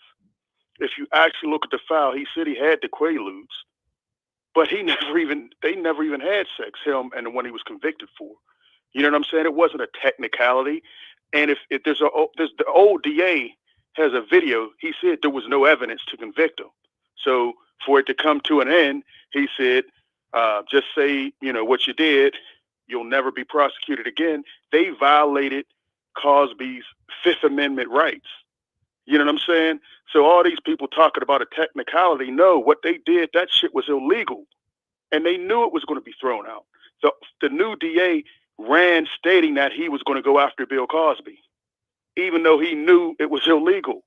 So these people talking that bullshit need to wake up. You know what I mean? Deshaun Watson, all these girls say the same thing. It's because the same law firm is telling these chicks what to say. You can't keep getting caught up in this same media bullshit. All right, that's the first thing. So he was way off about that. I've been going back and forth with people, and Judge Joe Brown, I was so glad the way he came after that Lamont Hill. He's been off code you know, what he said about Malcolm X, what he said about Dr. Frances Cress Welsing when she died. You know, he would talk trash about her after her death, the very day that she died. Yo, somebody really needs to put hands on him. What did he say about Dr. Francis? No, it was just, oh gosh, man. All right, well, we know he said, you know, talked about Malcolm X being gay. He talked about she was a whack with her concept of white supremacy and all. Yeah, I remember now. Just real disgusting stuff. You would say that about the woman when she's dead. Anybody like that is no friend to black society. You know what I'm saying? You know, he's from around my part, a Philly cat. You know, he's just doing that. I understand he wants to keep a job, but he's sickening. You know, just like Kwame Brown was saying, he's one of those get along, you know, go along, get along. He definitely is. Because I know his brother. He's like, yeah, man, he just be saying that stuff to keep his job. So I know his brother. He says he don't even feel that way, but he has to say that stuff to keep that job. And now he's not even working at CNN anymore or Temple. He's at a so-called BNC, a black news channel, but all they do is push Democratic points the whole time. And it's not even black owned. It's owned by the guy who owns the Jaguars. So I don't even know why it's called Black News Channel. You know, but that's neither here or there. Last thing I want to get on, man, this motherfucking Chris Colbert. You know, he just blew his whole fan base, really. I mean, one minute I've never seen somebody so disrespectful to his own people. You're going to say my people point to your skin. These people don't support me. And then in the very next breath, going to say, I need y'all to support me. What the hell? He got CTE already? What is wrong with him? You want a fan base, but you piss off Wilder's people, that crazy stuff you were saying about Wilder, Spence, and Tank Davis. You know, that's just he's just a straight coon, man. You know, he you know, even going in there with the orange jumpsuit, you know what I'm saying, with the chains on and the orange hair. I mean, he's just a clown, man. He's not that good. You know, I was hoping King Tut knocked him out. You know, and early on, a guy 2 weeks in was giving him problems. He should have ran through that guy. 2 weeks notice, and he gave you all that trouble. You know, he's very overrated, very cocky, and I'm looking for him to lose. I'd like Tank Davis to get at him and just hurt that boy. You know what I mean? I know he's from Philly, but the way he's moving, he needs to be checked. We got to nip this in the butt. I will never support anything. You know, and the more and more we find out, so many of these boxers, just like other athletes, you know, they have no knowledge of self, and they just keep shitting on us, man. And now the last thing I want to talk about, Fred, is the attack is on black women right now. You know what I mean? My school, Howard, right now I call them coward because of what they're doing with Felicia Rashad. Everything she said was right. She didn't do anything wrong. And she even came out and said she supports any real victims, you know, because she knows how these women were throwing themselves at Cosby. Only thing I have about Cosby, you know, man was cheating on his wife, but he wasn't raping these women. And they have him out here, that old media narrative pushing that he's some kind of rapist. You know what I'm saying? And now they want to come and attack Felicia Rashad. I support her, disappointed in my school. I'm calling them coward. I'm not sending any more alumni money if they remove her. I'm done with them. And the last one I want to talk about, I don't know if you hit it, but this Rachel Nichols. We ain't talking. Maria Taylor. Damn. There's a whole, listen, this attack is on black women right now. You know what I'm saying? They released that. But you see how they played this a couple weeks ago? What were they saying about Maria Taylor? That she was greedy, right? That she wanted Stephen A. money. They offered her $5 million, but she wanted $8 million a year like Stephen A. And then what did they do? A week later, they had this thing come out. You know what I'm saying? And did you know the only person that suffered from this was Kayla Johnson? Because she told HR at ESPN and then forwarded the video to Maria Taylor. And she got suspended 2 weeks without pay. I don't know who that is. I don't know who that is, Taylor Johnson. She's a video person. She's not in front. She's just a black lady who's in the video department, who actually, you know, heard her saying all this about Maria Taylor. Oh, she recorded it. She reported it to the HR. ESPN HR was like, "Hey." Oh, really? I don't know the backstory on it. I don't know the backstory. You got to dig into this. So Thank you. She's the one who found it. She told ESPN, the HR department, they did nothing, and she forwarded to Maria Taylor. She was like, "Watch your back. You got a snake, talking trash and going to try to stab you in the back." She got suspended 2 weeks without pay, and when she came back, she had all the worst jobs. She's the only one. Rachel Nichols, they did nothing to her. She needs to file suit against ESPN. You know what I'm saying? But ESPN, all their stuff is coming out. Everything Kwame Brown is saying is proven to be right. He talked about Rachel Nichols way before this happened. You know what I mean? He has all the dirt. I don't agree with him 100%, but man, he's been on point with a lot of his stuff about Steven Jackson. Steven Jackson's all over the place. The first one he's saying he's against Rachel Nichols, and the next one he's saying, "Hey, we can't be lazy just because what would you say if somebody got a job because they were white?" And blah blah blah. He's all over the place. He's a clown. 1 minute he's Black Power, next minute he's a gang member, and the next minute he's all over the place. Who's that? Man. We gotta Jackson? throw him away. Stack. Yeah, Steven Jackson. I mean, he's all over the place. Yeah, he's entertainment for me at this point. Oh man, I just can't stand him, man, Fred. But just a lot of stuff. We got to protect our Black women right now. But that's just 3. They've been trying to find something on Simone Biles already. Because now she's the only one in the world that can do event. Now she can't do it. You do know that, right? They prevented a move that only she's able to perfect, but she's not allowed to do it. I didn't know that. Yeah.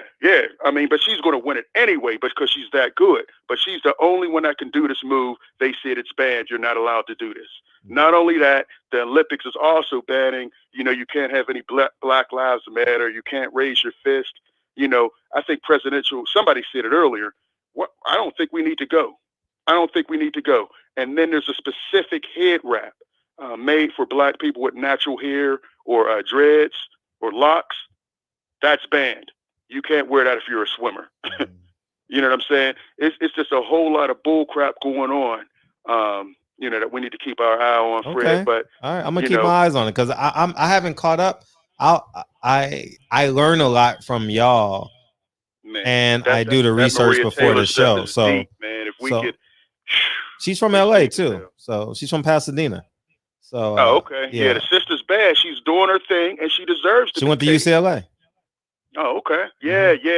She's former athlete. If anybody's qualified, it's her. She used to be an athlete. She studied this. She's worked her way up. She didn't sleep her way to the top like Rachel Nichols did. Oh, interesting. Not sleep her way, but she's connected. Her father-in-law is a big Hollywood producer, so she married into that. Kwame Brown broke it all down. And all right, I'm gonna have to go check Kwame out. Yeah, man, let's get him in the shop, man. That would be a great interview. You haven't had him in there, have you? No, I haven't. We'll get him in there eventually. Yeah, we'll definitely get him in. Has he been in yet?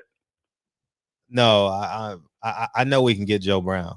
Man, that'd be classic, man. Yeah. He went in. He went in on Lamar Hill, destroyed him on his own show. I loved it. I loved it, man. Hey, Fred, keep doing what you're doing, man. You're the best. It's the hardest show. It's hard as hell to get in now, but that means I'm giving you your flowers now. You got the best show. You're gonna disagree with me in 10 days, though. So. What'd you say? You're gonna disagree with me in 10 days, though. Don't worry about it. That's probably true, but you're still the man, man. You're still the man. Nothing but love for you, man. Appreciate it. I got nothing but love for you. All right, peace. Shout out to Heavy D too. Appreciate you. My man. Peace. All the time. DJ, all the girls in the Watson case are being represented by the same lawyer. To make matters worse, he is best friends with the Texas owner. Crazy. I don't know the backstory on, because I always go into a case innocent until proven guilty. So I don't really do a lot of research, but now that I have a nightly show, I didn't have a nightly show when Bill Cosby was going on. So if he was, I really didn't know the backstory on it. I didn't know how many women or anything like that. So, but I'm learning in real time. You understand what I'm saying? And that's where I'm at with it. So, and I'm not home a lot during the day too, and especially now I'm wrapping up this film. So, my time is just like, man, but it's getting better and better. So I know y'all don't hate me, Reg. I'm just, I gotta fuck with Al Heyman's roommate. You know what I mean? The active activist. What's up? I get you in a second after I answer 507. Hey, what's up, Fred? How you doing, guy? Oh, I appreciate you, man. What's up? Who this? Hey, this Ricky Williams, man. You know I come through every now and again. Hey, what's up, man? Wow. Everything's everything, man. Everything's everything. What's up? Hey, man. Yeah. Let's touch on it, man. Go ahead. First and foremost, bro. Like what people don't understand, bro. Talking about a person can't get convicted by hearsay. He got convicted by hearsay. What is y'all talking about? Right? Stop saying that it don't happen. It can't happen like it don't happen. Khalid Brower, right? The Central Park 5, the Chicago 7, right? People get convicted every day by hearsay, right? We the people consider it innocent till proven guilty, but you're guilty till proven innocent. The proof is that when somebody accuses you, you go to jail automatically, then they give you a trial. Right? Bill Cosby wasn't supposed to be in jail in the first place. Even if he did it, let's say he did it. Screw it, he did it. He had to deal with the previous prosecutor. The government, they went against their own deal with Bill Cosby. Right? It doesn't matter, bro. If they believe you guilty, you gonna be guilty. The system not built for us. Plain and simple, short and sweet. It never was and it never will be. Sorry, guys. Stop living in this fantasy world like this system is built for y'all. It's not. It's built for us. It's not. It never will be. This entire system needs to be torn asunder. Bill Cosby was innocent. Tupac was innocent. And they still go to jail. When they want you to go, you're going. Right? They talking about the conspiracy theory that ain't no such thing as conspiracy theories. That's the word they throw out whenever it's something that makes sense to the public that they want to route you around. Right? Fred, you and DB coming up with a plan is a conspiracy. You talking with your people to get your movie going and done is a conspiracy. It's two people coming together with an idea to make something happen. And people keep saying conspiracies don't happen every day. That's my thing on Bill. He was innocent, bro. It's Bill Cosby, bro. Like Bill got to go out and rape some chick, bro. They throwing it at him. Back then when Bill Cosby was Bill Cosby, they was throwing it at him. Stop it. Right? Now let's talk about Chris Colbert, bro. Let me put this in a way that everybody understands. The bag.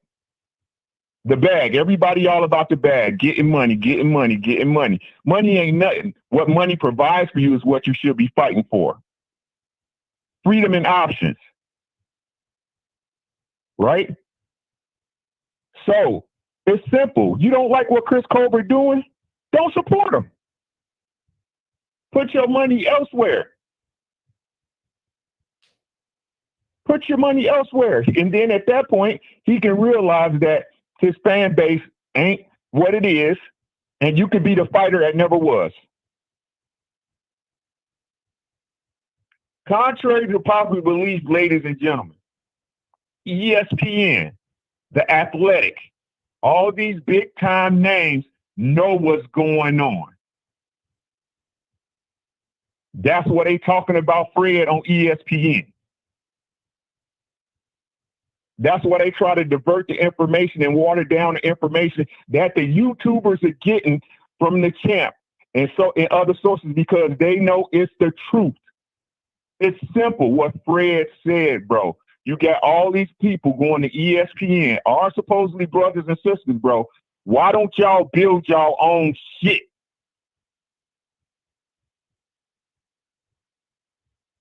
What's the problem? What's the problem? Because y'all rather take a bag from the man or whoever you want to call him, right? So you can say you better than the other people down here when we can all build together. And then that way everybody's on the even playing field. But that wouldn't be right, right? It wouldn't be right to see Fred getting 2 million, you know what I'm saying, an episode. That wouldn't be right, right? Because then Fred on the same level as you. Right? Then 78 on the same level as y'all.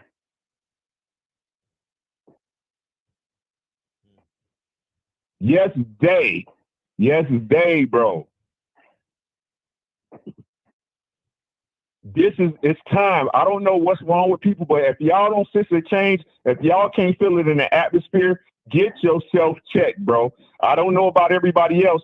I feel a change coming, and what they're trying to do is divert us with stupid shit like they always do, build into us and have us focus on fake symbolisms, and then everybody get divided, bro. This is the time for our people to come together and build our own.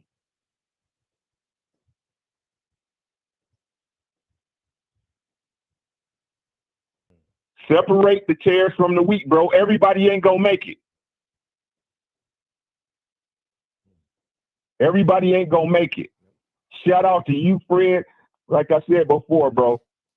Fred, you told these people straight up in these face, bro, y'all can't buy me. Y'all can't buy me, bro. And that's all y'all need to do, bro. This bag ain't nothing but another chain around y'all neck. And then y'all want to get mad when they pull a rug from up under you when y'all know that's the game. That's all I got, Fred. I appreciate you, man. Keep doing your thing, bro. Peace to the gods and goddesses. I call y'all that because y'all have the power to change your very own universe. All you have to do is change your mind. I got one question. Have a great one, Fred. Take care of yourself and your family, man. I got one question. I got one question for you. Yes. If you don't mind. It's not on topic. It's kind of humorous. Say government. Government. The government. Appreciate you calling in. Thanks, Ricky. Appreciate you. Hey, dog. It's love, man. Take care of yourself, time, bro. Dog. All the time, man. I don't want to hear that motherfucker was stumbling over government. He was trying to find another synonym like a motherfucker. I don't want to hear shit about a head wrap. The approved cap is the approved cap. Make your hair fit, wear cornrows, etc., or don't compete. Your 5 pounds of hair doesn't get you an exception. My goddess. My goodness, right? My goodness, right? DOG, what's up? Trust and believe. Trust and believe. 1 second, finesse, 1 second. Trust and believe me. They'll take time off you. Amen to that. Amen. What's up? Oh, you hung up. Okay. But yeah. Hey, go back 2 minutes of the show since y'all can and listen to that nigga. He was so afraid to say government. He was like, man, fuck, I can't say that word. Fuck the officials. What up? Oh, you just gonna waste my time. What's up, man? Oh, he's playing with me. All right, cool. All right, so, oh man, government cheese. Yeah, that's what everybody say. Government cheese. Yeah. So,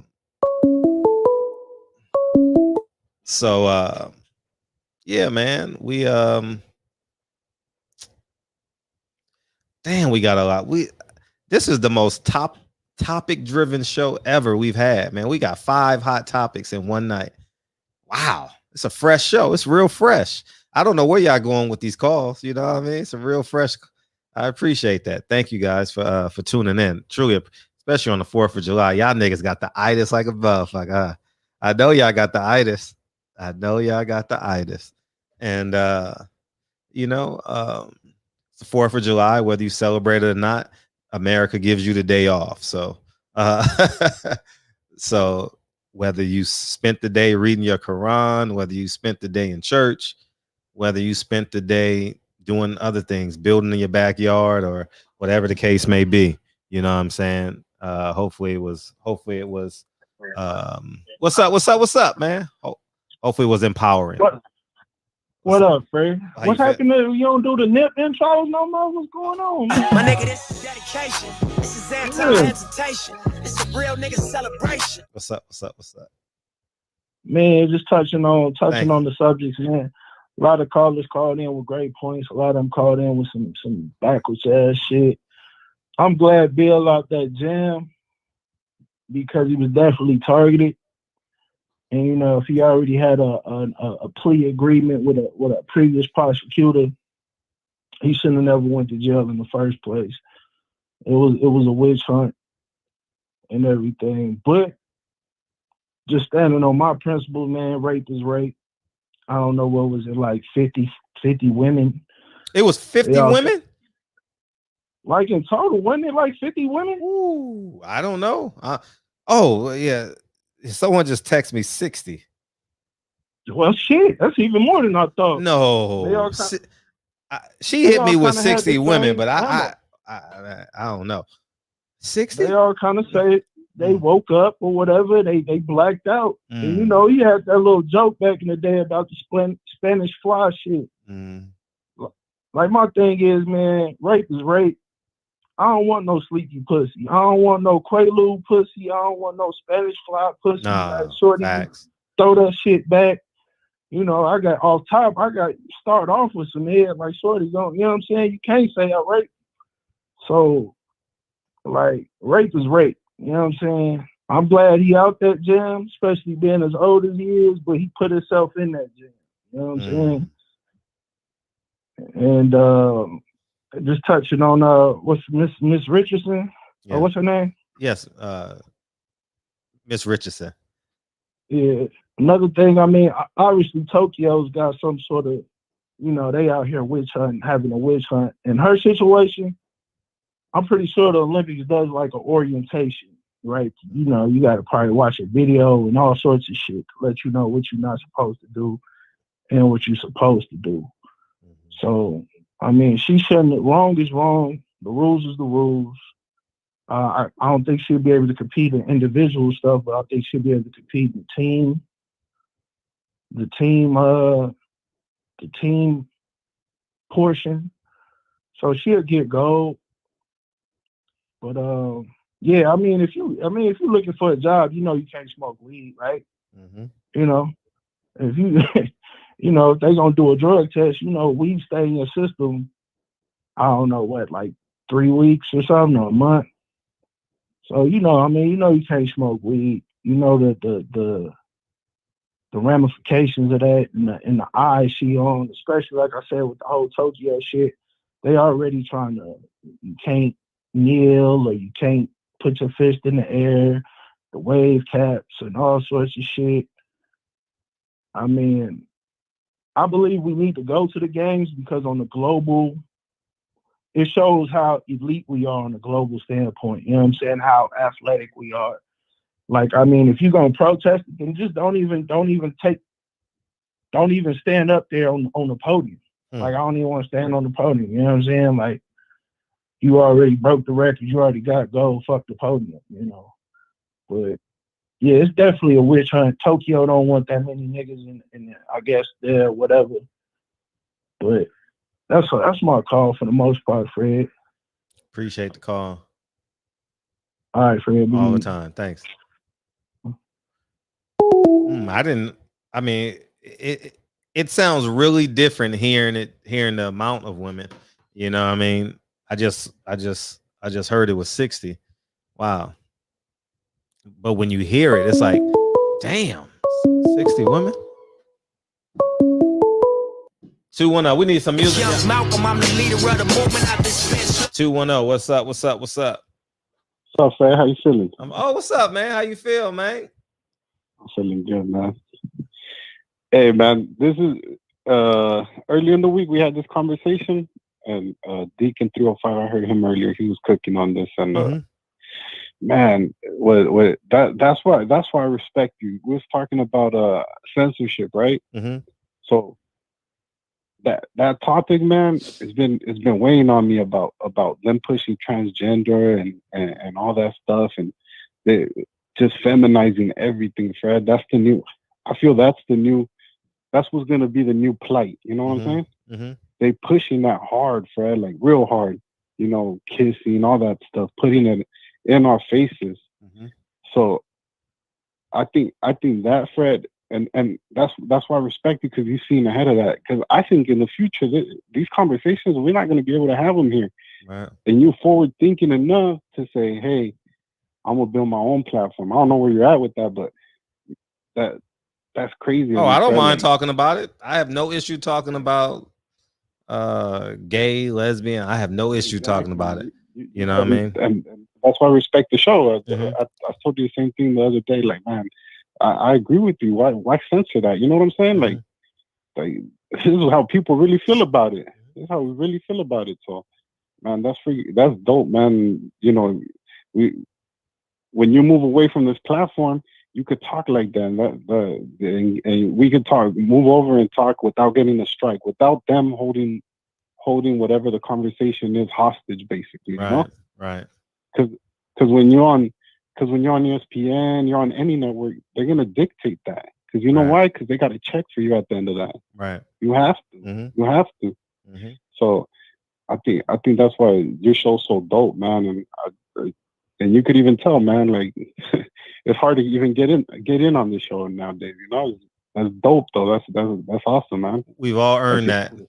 We've earned that right. Yeah. We all have earned that right, for sure. But it's cool, man. And then lastly, man, I just want to say on ESPN, man, after how they did Paul Pierce and they got rid of him over that, hey, they put themselves in a corner. Right. Now they're in a corner, man. Because he was just having a good time. He wasn't hurting anybody. In his private life. In his private life. Exactly. In his private life, not even in a work capacity. So they put themselves in a corner. I don't even want to see this girl suspended. Let's see if they're really about the action. You know? Mm-hmm. So it's crazy, man. But yeah, Fred, I'm gonna get off this line because you're busy tonight, man. I'm happy for you, bro. Oh, thank you. We earned it. We've earned it. It's our platform, man. You know what I mean? Y'all were here when it was nothing but face in the platform. It was all black behind me. Yeah, it's dope, man. It's dope. Appreciate it. No, I don't take the support lightly, for sure. Not with a million other channels out there y'all can go to. You know what I mean? And Wilder by Flatline. Yeah, Wilder gonna get this dude. Wilder definitely gonna get this dude, man. And appreciate you. Love, bro. All right, all the time, all love. And I'm gonna say this too. It's July 4th. What do I know? We're literally 20 days away, right? This time, 20 days from now, this will be the hottest show. And so we know, let me tell you guys this. 1 second, 402, 1 second. That show is going to be early. It's not going to be 9 p.m. I'm probably going to have to go on like at 5 p.m. Eastern, maybe 4 p.m. Eastern, because I got to catch a flight.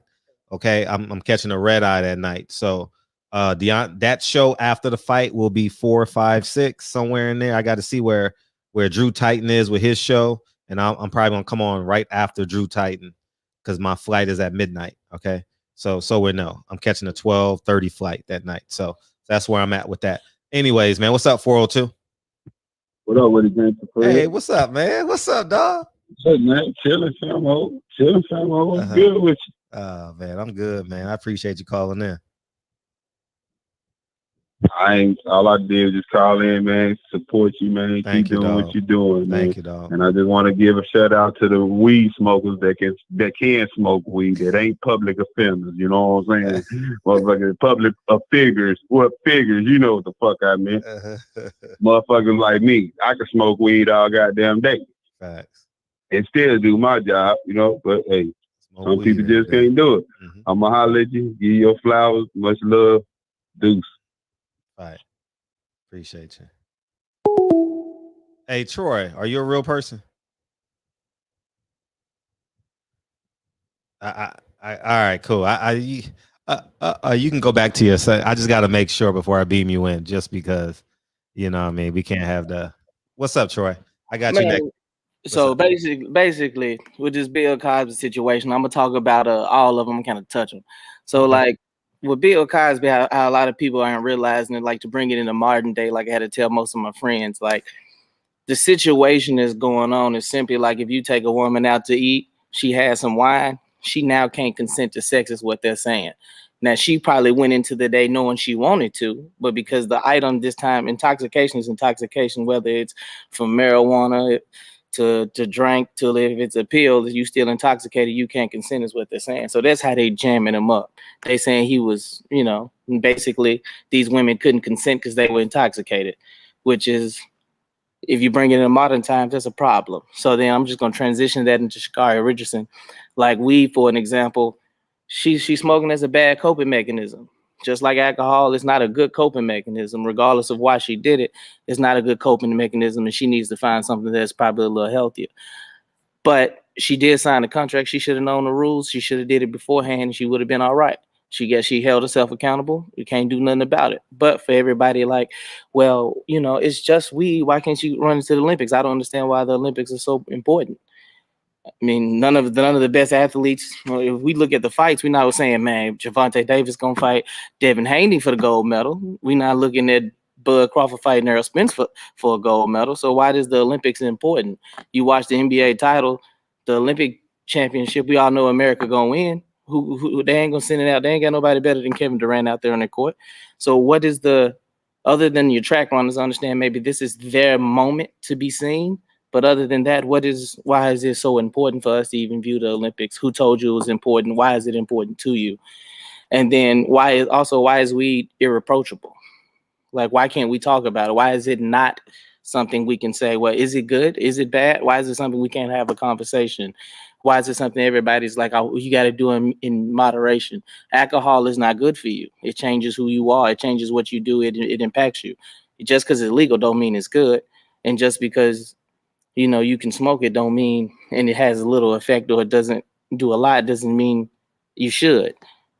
And I look at those things also, like for people who can talk about we can eat genetically modified foods, but nobody ever asks, has weed been modified? It was used as a intoxicating method. They researched it to try to win a war for that in the 1940s. And so if they were using that as a weapon then, why don't you think they would be trying to use it as a weapon now to immobilize or do things to you? Hence the THC content is much higher than it used to be before. The medicinal uses aren't what they used to be, but that's a conversation for another day. And then like Colbert is an interesting situation. So when we talk about code and things like that, me, it's simple. I don't think you should speak out against anyone. Like I wouldn't go on TV as much as I don't like Stephen A. Smith. His opinion is needed in our community. He needs to be able to voice his opinion in our community, but he should be talking to us. You can't be like Candace Owens and speaking to a bunch of white people about how the black people need to improve. Like if you got an opinion like that, you need to be saying it to a group of us. There's value in what she said. Some of it is correct. I disagree with her wholeheartedly 90% of the time, but that doesn't mean we aren't killing each other at a high rate. Regardless if other people are killing themselves at a high rate as well, because you kill people who you're next. That doesn't mean we shouldn't strive to be better and kill each other at a less rate than they are, or to even stop it altogether. We should still be striving for that. And so when we're talking about code, I wouldn't lash out at her publicly, or like I was saying, how we got to hold accountable like the Charlos. Like I said, I'm not necessarily going to watch. I watched the Big Brother fight, but I'm not going to watch the Little Brother fight because what he said about Deontay Wilder, even though he tried to walk it back. But if somebody tries to teach you like they did Zab Judah and they hurt Zab Judah, we still got to speak up for you, even if you ain't, because they're going to use you as an example of why they can continue to do this. If we don't cover for you at that time when something happens, that the next person is liable for it. It can happen again. And so I think with code, we just got to realize like how to manifest that properly. But that's all I got. Appreciate the call. All right. Thank you. You gonna be quick, Deep? You gonna be quick, Deep? You gonna be quick, man? Absolutely. All right, go ahead. Absolutely. I want to speak to the young man that called in about 2 calls ago. when he said that Bill Cosby got himself into this, right? Listen, brother, I don't know. See, I've been watching this for a long time. I remember the prosecutor, before he became prosecutor, he ran on the mere fact that if he was elected, that he would in fact retry, bring back charges against Cosby and convict him. Please elect me, and I would do that because he understood that the iron was hot. Public opinion was building against Cosby in the media. This was by design. This was to stop this black man from his pursuit of buying a network. Sorry. So all these things that goes on, and then when we don't understand it and we speak out against somebody and don't know full details, we need to watch that. Because a man's life was interrupted and could have cost him his life. It seems to me what's sad about this, some people are upset that he didn't sit there until he died. Do you know how old this man is? Most black folks don't live to see 80. They say most of us, especially men, 70, 75 is tops for us. This man is in his 80s, to God be the glory. So if he would have died in prison, would have satisfied some of you cats? For nothing?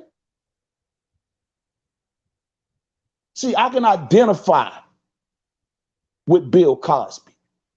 I'm going to speak a piece of my name. Something that happened to me that a judge did to me. And I have many stories that I've dealt with this system. And I was a child living in a single parent home, but my mother was still married to the husband, but the husband was still in prison. But when he got out, he moved to West Palm and built another family, but yet he was still married to my mother. I was 16 years old when I first shot someone. The bond for me to get out on that charge was $150. But they called me back to first appearance. And the first appearance judge told me I had another charge. I say, sir, I don't have any other charges. What are you talking about? Oh, you have a possession of cocaine, rock cocaine. I say, sir, I don't smoke rocks. I don't sell rocks. I don't know what you're talking about. I was so shook. He said, sign here. I just signed it. And at this time, my older brother was upstairs. My brother that's 1 year older than me, the one that's doing life plus 25 plus 25 right now, Reggie Owens talked to him. You understand me? And he was in the juvenile cell with me downstairs on the first floor. He read it. He said, man, bro, did you look at this? I said, no, man, I just signed it. I'm so upset. I'm hot, 16-year-old. I'm crying. I'm not boo-hoo crying, but it's like a tear rolling. I'm upset, but I can't do nothing about what they just did to me. Now here it is. I just shot a man. My bond for that is $150 to get out of jail. The possession of a rock cocaine, $125,000 bond. Right? My brother said, did you read this? I said, no, what, man? Show me what's going on. It says state of Florida versus Jim, whatever our last name is. My oldest brother's name is Jim. My name is Tim. So I say, officer, take me back to the first appearance before the judge get out of there. So they took me back to the first appearance judge. I showed the judge, held my hand to God, take my life. He took a pen and marked up and straightened down on that J and went across and made a T. He said, now it says Tim, whatever our last name is, it says that now. And sent me back to my cell. We sent word to my brother upstairs. He said, man, I'm locked up for that charge right now. That's not my brother. They didn't give two fucks. I didn't have any resources to defend. My mother raked and scraped and got enough to get a cheap lawyer. He did stop me from going to prison, but I got 5 years probation. They know the dope charge was mine, but they made it stick. I've been through these things with these folks, man. So I hate to see one of us go through that. I went through it. So I have empathy for us. And for that young black girl that ran her race, I'm proud of you, sister. I'm proud of you because you are your daughter's, your mother's daughter. You are your grandmother's granddaughter who embraced you and put her praying hands on you and gave God praise for you. I am proud of you. I empathize with you because don't nobody know how you feel unless they go through what you went through. When my mother passed away, that took something away from me. So people don't understand your pain, but I empathize with you, sister. And I'm proud of you. You keep your head up high. And that video, what I seen what Reggie put, and in that interview, how you comported yourself like a true queen. Your head was not bent. Your back was not broken. They want to see you weeping and slobbing. And no, you say, I'm still, I'm young. She said, I got my whole life ahead of me. I can do this again. That's nothing. But she wasn't being snotty about it. She was very professional. I'm proud of you. I want you to know that. I am. If there ain't nobody else in the world, which I know that's not true, because I've seen the love and embrace your grandmother gave you. I understand what those hands is, what was laid on your head and wrapped around the back of your head. I understand that prayer. I am proud of you. Hey, peace and love, family. Appreciate you. Yes, sir. Champion Hart, keep in mind, they say, oh, it was 60 women, but they don't tell you how their stories were falling apart under cross-examination, meaning no proof, people. I didn't follow none of that shit. I'll be honest. I didn't follow none of that, Champion Hart. They actually changed the laws to get Bill Cosby. I didn't follow it because I don't know why I didn't. I just didn't, you know. Just how I'm not following the Demarcus Watson, that his name? I'm not following that case either. I don't know what's going on with that case. But I guess it's so much to cover, you know what I mean? Sheesh, you know. So as y'all tell me, I gain information. DB been out the chat, but y'all can subscribe to his YouTube channel though. That's pinned at the top of the chat. Where DB at? What DB doing? What, he barbecuing Deshaun? What did I call him? What did I call him? Oh man. I don't know what I called him. Whatever it is. I got the Watson part right. Oh, I definitely got that part right. Oh, phone lines.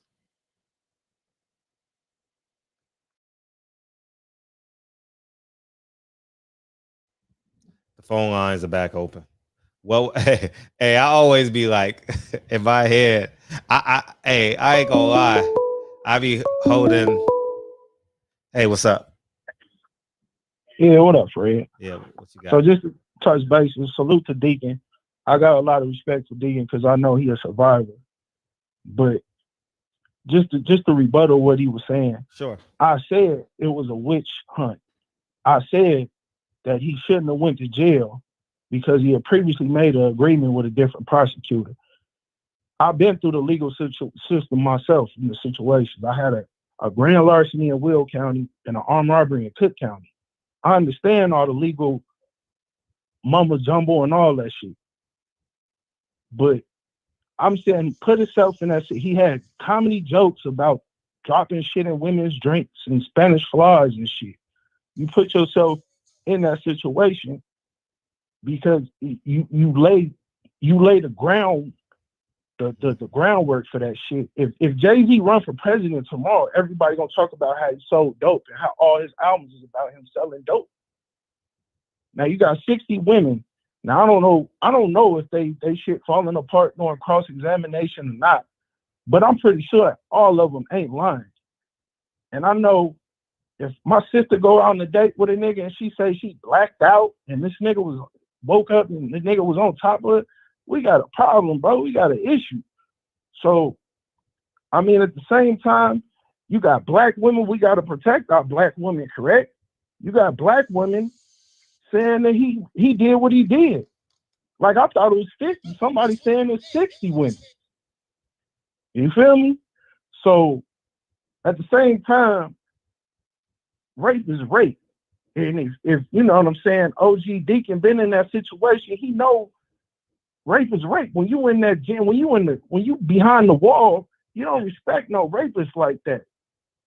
So just because it's Bill Cosby and America's Dad and Jello pudding pops and shit, you know, that's cool. But at the same time, I got my mother, I got sisters, I got aunties and all that shit. So when you putting Quaaludes in the company he kept, I think Brandon Washington said something. Hell yeah, Hugh Hefner, all them motherfuckers, this is what they did back in the day. You put yourself in that situation. Yeah, they probably all them drugs and all that shit. Ecstasy don't make you sleepy. Ecstasy don't make you pass out. A lot of the women said they blacked out. Ecstasy keep you, you know what I'm saying, up and moving and you like to be touched and all that shit. So these Quaaludes, like I said, man, I don't want no Quaalude pussy. I don't want no Spanish fly pussy. Because at the end of the day, if a bitch, she the next day talking about, well, I don't remember nothing, then you going to jail or you gonna have to fight a case. I spent 2 years of my life fighting cases. I spent $13,000 fighting cases. I'm not trying to put myself in no jam. Like, shorty, if the bitch too drunk, I'm not trying to fuck. And that's just it. But shit, that's all I was just rebutting. Shouts out to everybody. I'm back in the chat. Appreciate you.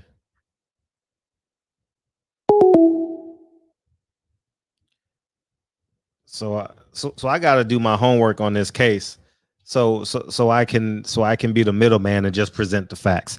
I just don't know the facts, you know what I mean? So I can't even speak on it because I don't know. I didn't listen to the hearings, or I didn't follow it on CNN or nothing. I don't know why I didn't. I just didn't, you know. So I did watch the last day for the verdict, I think, but that's about it.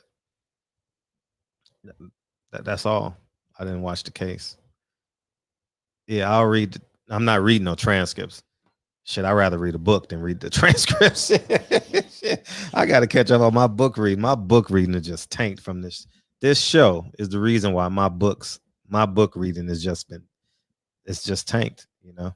And I love the sound and the feel of paperback books and books, whatever it is, but shit, I ain't had no books. But I am going to read the autobiography of Malcolm X with Lincoln probably this year.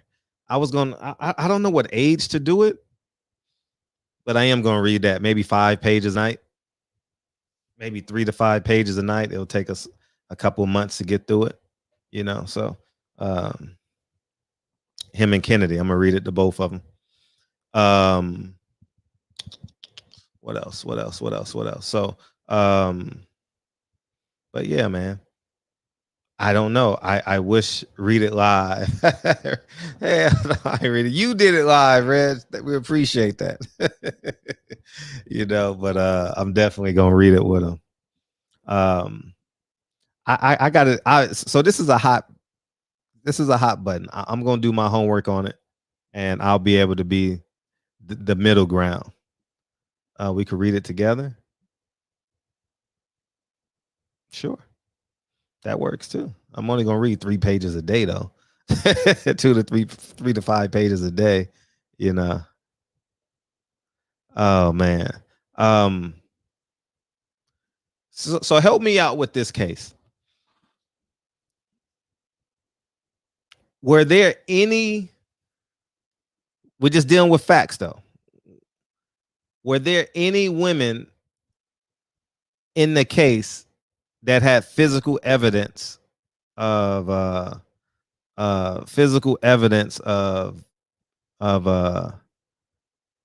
being RAPED, just in case the algorithms?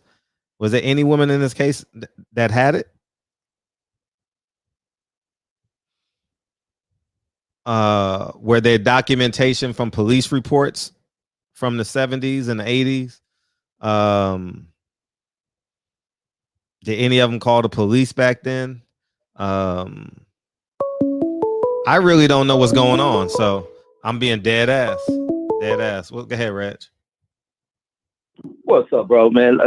We back on the Cosby thing. I got to defend the OG and salute to my brother. Not to be in conflict and all that stuff, but it's BS for what these women call. Like I stated, when you're dealing with Captain Hollywood, who will probably screwed thousands of women, you're going to deal with a number of bitter chicks that come out. And especially when you're dealing in an industry to where women can feel slighted. Not this ain't a knock for women that want to come out and be defensive of women. This ain't a knock. But even women know the bullshit that men go through with women. And women know the bullshit of why they don't deal with women, because of the messiness that involves that shit.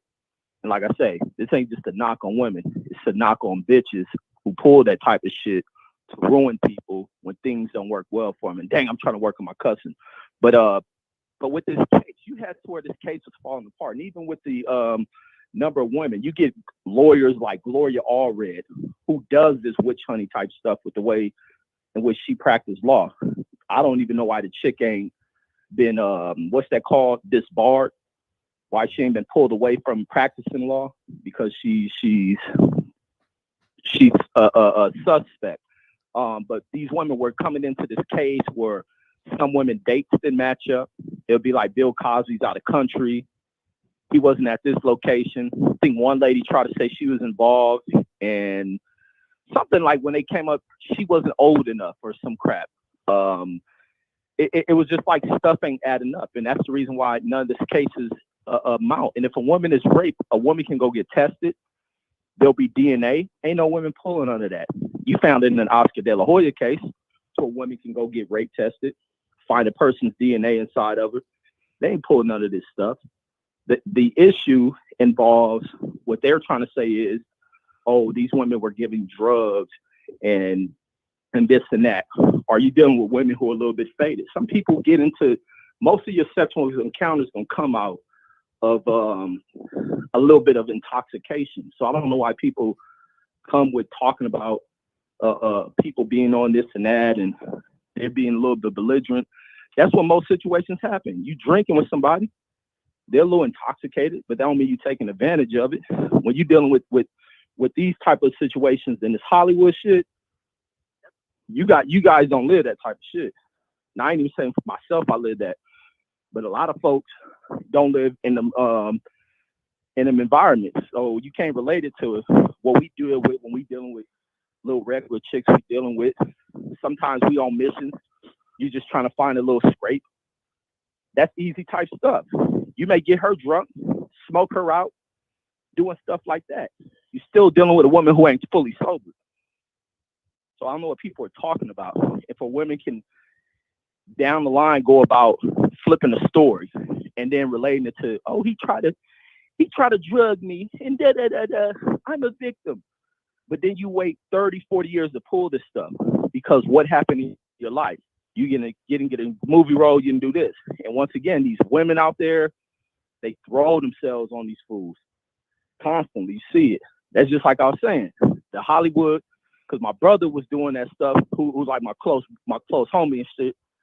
He was doing the Hollywood stuff, be on sets, be bringing them chicks from Hollywood, and they be thinking they about to get on. He can lie and do fake photography, and these chicks think they're gonna get on. I see so many people pull that fake photography with a lot of these chicks, and they'll strip butt ass naked. So imagine what you think a damn celebrity star is going to be able to do with a lot of these chicks, and you coming up to their room. It's easy work. It's so much. That's why people don't want to get married. I'm not big on marriage. And a lot of people, especially women who probably like me, and they be tripping like that I speak like that, because I've seen so much ratchet, whole like easy made shit out of some of the most beautiful women you've never seen in your life. And a lot of them will strip butt ass naked when they think they're about to get on. They can play this love shit. They can speak in love, fool you. You think you own. You don't watch a lot of chicks who have been slutted out, fall in love with a sucker, play him out, and they be going on some other stuff. So this world is a mixed bag of tricks. And like I say, this ain't for every woman, because some good women out here, this don't involve y'all. But y'all know what the hell we talking about, because some people get into these defensive modes when they hear a person speaking about a woman, because y'all can speak on the same side of shit about how dudes are. But when it comes to what we deal with a lot of these old ratchet ass chicks that get down like that, because like I said, in high school, I done seen that shit. So I watched a chick who once tried to do that shit with me. Her shit failed before it even left the school principal office. But she later down the line pulled that shit with one of my homies, to where they had the DA. He was using me as a witness, to where the DA calling me before I go to the Army, because of this chick trying to use this claim because he probably smashed her, didn't want to fuck with her like that. She started claiming this rape stuff. Like and so for a Hollywood star, celebrity, an athlete, they deal with it. You can't imagine the stories that athletes talk about. I done watched an athlete get his career ruined. That's how Reggie Bush got on. When Herschel Dennis' career was ruined over false accusation from a little blonde-haired bimbo, it messed him up. It set him way back, ruined him to what was probably a promised NFL career, deterred because of a lie from a woman. We watched that other guy out of Long Beach Poly, career get ruined because of what a chick lied about. We see so much of this, and there ain't no thing to pull this with an 80-year-old 30 years down the line. Why you ain't at a police station getting rape kitted if Bill Cosby did that at the height of his damn career? You think they would have let Bill Cosby go through that when Bill Cosby crushing ratings for shows like Married with Children and all this other stuff? They would do anything to ruin this dude, and they couldn't, because these hoes been lying. Then you had a little black chick, Beverly Johnson, try to get in on that shit. She foul as hell. If she been a rape victim, and then I see her play the role when she played that role in Martin, where she his teacher, trying to get up on her, where Gina came out, trying to do, how you playing that role if you've been a victim of rape? Like, get the hell up out of here. There's so much fakeness in Hollywood, and there's so much fakeness in what we see in a lot of women who we have to deal with. We just have to really start dealing with to women have to be really groomed, and it's a big thing on us fathers to really groom our daughters in a way to where men have to respect them. A man can only do what a woman lets him, and that's some real shit. A man can only do what a woman lets him, unless he's doing some old predatory bullshit. He should be killed for that. But that's my call on that one. Bill Cosby ain't did nothing to them. Whether it's 1,000 hoes, if you didn't smash 10,000 chicks, you possibly can have 1,000 of them who are bitter. But that's all I got. I'll catch you on the next one. Peace. Appreciate you. Yes, sir. All right, we got that side. What did he say when he was being interviewed? Can someone quote that? Because that's been a lot of the conversation that I saw online. He said something while being questioned by the DA or the judge or someone that was supposed to be concealed, but it wasn't. Can someone quote him? I could Google it, but like the exact quote. I'm just curious.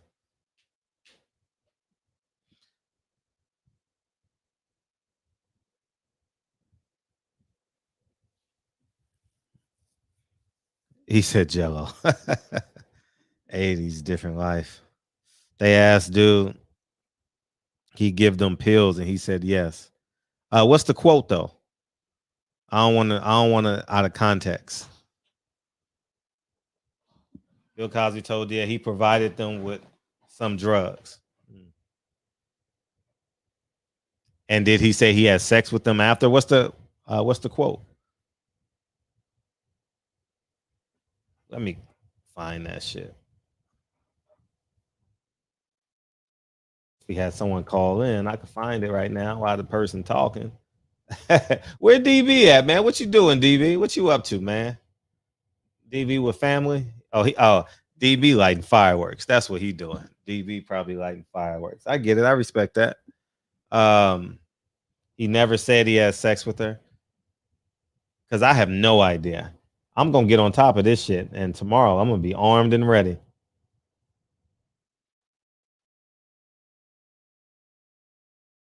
Bill Cosby quote on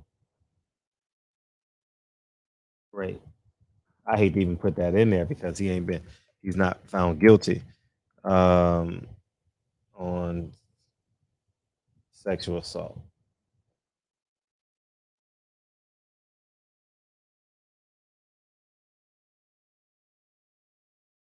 Just so we can have I'm gonna have to research this because I gotta read this whole shit.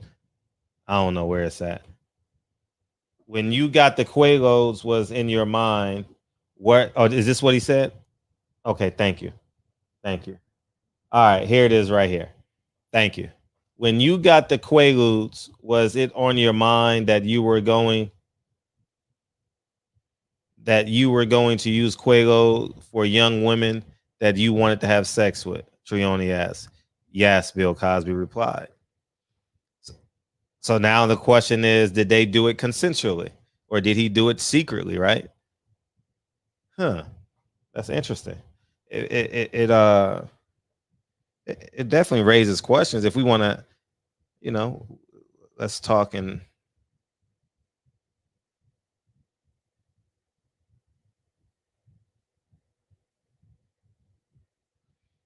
this is the definite. Oh, here it is right here. Let me get it right here. Okay. And I appreciate you sending it to me. To define Quaaludes. All right. I'm not choosing the side. I'm just getting the whole story because we've only been on one side of the fence for this conversation. And some people don't know the story like me. You know what I mean? Quaaludes is prescribed doses, promotes relaxation, sleepiness, and sometimes a feeling of euphoria, happiness, and calmness. I'm reading after 10 o'clock, y'all. It causes a drop in blood pressure and slows the pulse rate. These properties are the reason why it was initially thought to be a useful sedative. And I'm not going to say the other word. Basically, fight against anxiety. Oh, man. And here's the exact line by Mrs. Toyoani. That's her name. Call her Miss T. When you got the Quaaludes, was it in your mind that you were going to use these Quaaludes for a young woman you wanted to sleep with? And he said yes. Oh, Champion Heart wants to get on for sure. Because I don't know the backstory.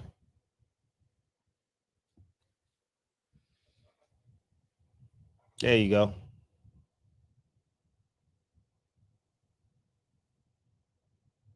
It's taken out of context, so I guess I got to read what led up to it. You know what I mean? But I mean, it's a good conversation to have. And why not have the conversation here? You know what I mean? Hey, what's up? Hey,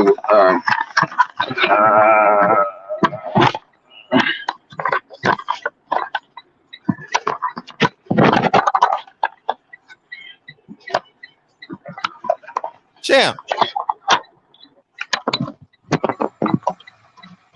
Yeah, can you hear me? Yeah, what's up?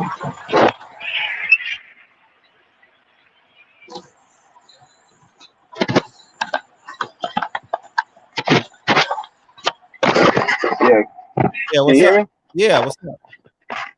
Hello? Yeah, go ahead. Hear me? Yeah. Yeah, can you hear me? Oh, okay, my bad. man, I got this truck running, man. No, go ahead, man. Go ahead. My bad. Yeah, he was asked, man, during the deposition, were the Quaaludes used for having sex? And he said yes. He didn't say that he drugged. Giving someone something and drugging them is two totally different things. They knew what they were taking. So if you give someone something, that's not drugging them. They're fully aware of what they're taking. Sure. You know what I'm saying? During that era, what people, since we were kids, some of us were kids during that era, some of us weren't even born during that era. But that's the Quaaludes was the thing that everybody was doing. It was the hippie free love type era. And the Quaaludes was big, in that era. So everybody was doing it. Mm. You know what I'm saying? Say it again. $3 million settlement that I'm seeing in the chat. Yeah, that was a chick that he had settled with, and then she turned around and came back. Mm. You know what I'm saying? After the settlement to get some more money. That's what I'm saying. These chicks, they would, if you being raped, but why did these chicks repeatedly, go back? You know what I'm saying? And be around him and go, to whatever city he was in or whatever hotel room he was in. These chicks were repeatedly going back. I mean, it was the brother that called in, salute to that brother, but it's clear that he, didn't research the case. He must watch Propaganda News Fox and to get his information. But there weren't, the only black woman was Beverly Johnson. She was foul. Her story fell apart. Janice Dickinson, she lied. She was trying to sell books. She admitted it.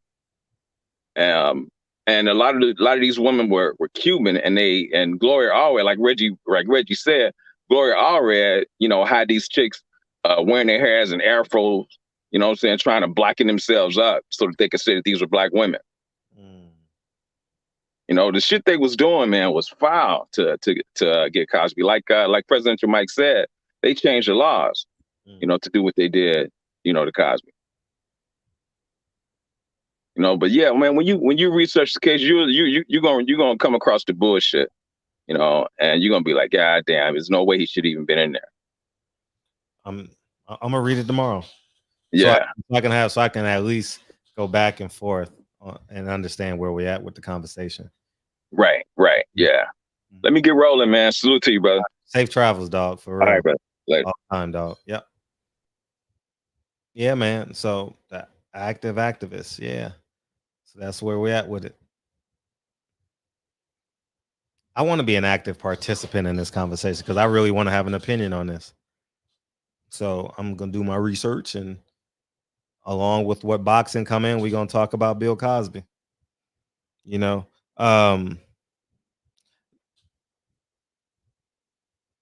And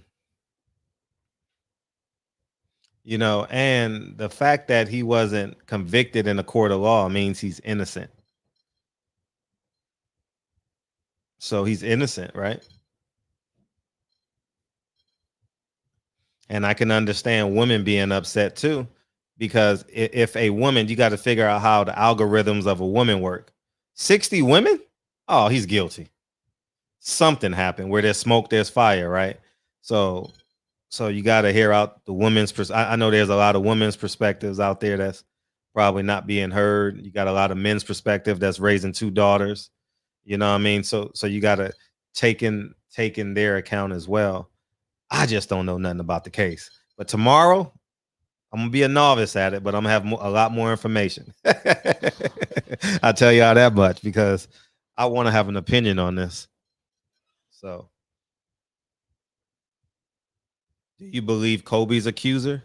She had 3 Siemens in her panties, right? She had 3 Siemens in her panties. So, and I think she later admitted it to her coworker.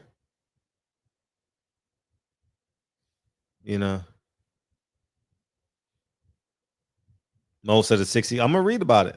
I'm gonna read about it tomorrow. Look how fast. Shit. Took them 3 years to get there. You know what I mean? Shit, that's a long ass time for an 80-year-old man. Every time he wake up, he pinching himself. When 80-year-old people wake up, they pinch themselves, man. They're like, man, I'm still here. Yeah, she was bragging to her coworker about having. I know it was something in there. It's just been so long since I revisit that. You know what I mean? Mm-hmm. You bagged some cougars over the past 48 hours? You bagged them? TBA broke the drought. You broke the drought, man. You want to call in and share the story? And then we'll get out of here. DB with the family, man. We'll let DB go enjoy his night with the family. And we're going to get the hell out of here on TBAs. You want to call in and share the story? We've been waiting on this story for 2 years, dog.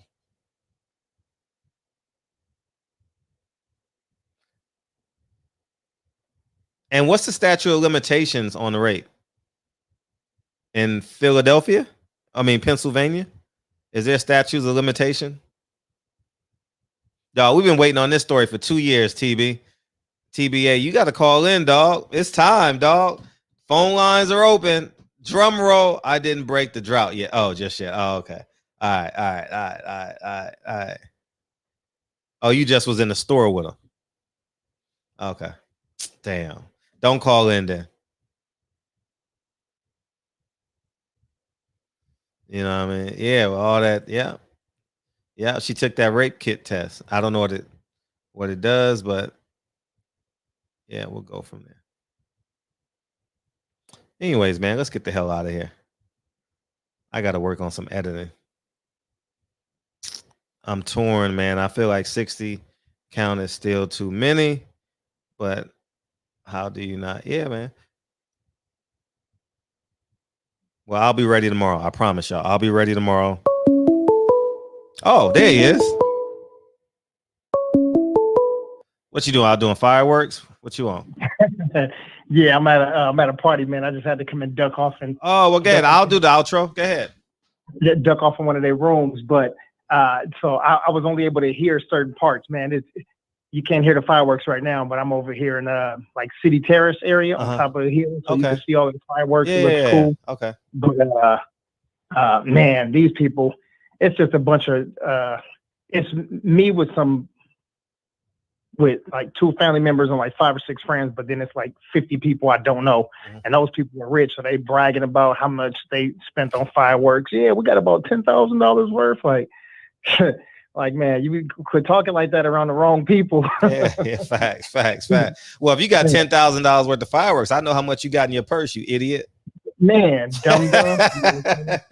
Yeah. I remember, you remember the crew Onyx, right?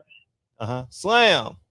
Yeah, all right. So I remember when Puffy and Biggie them, they did this song. What was the name of the song? Damn, is it all about the Benjamins? They say all the players throw your rollies in the sky, wave them side to side. Oh yeah, that's the big song. So Onyx did a song, and I remember one of the verses in the song. It was like, "Now all my players throw your rollies in the sky. Now all my crooks rob them players outside."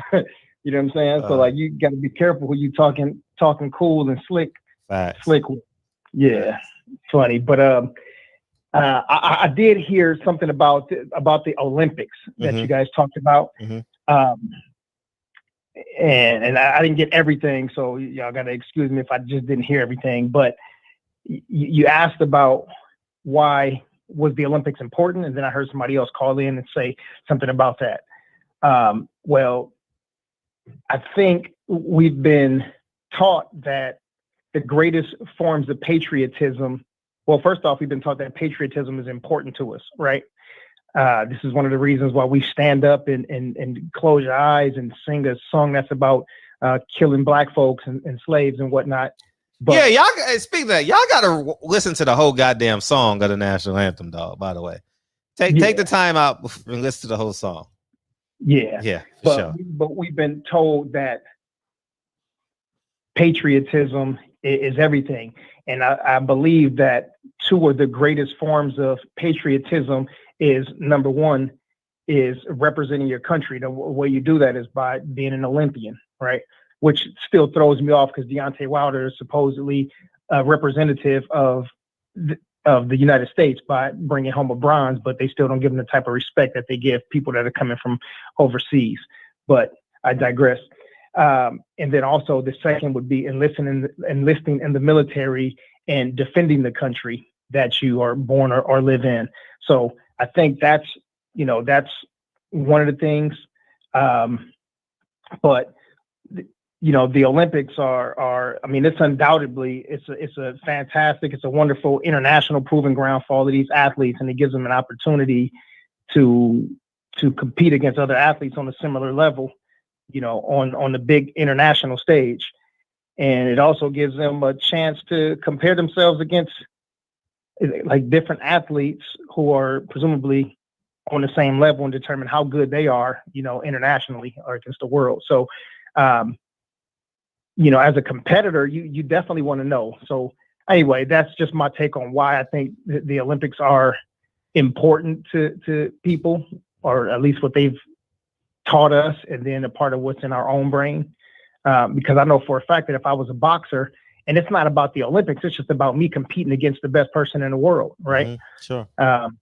So I think everybody wants to get a chance to prove that, to themselves and have that recognition.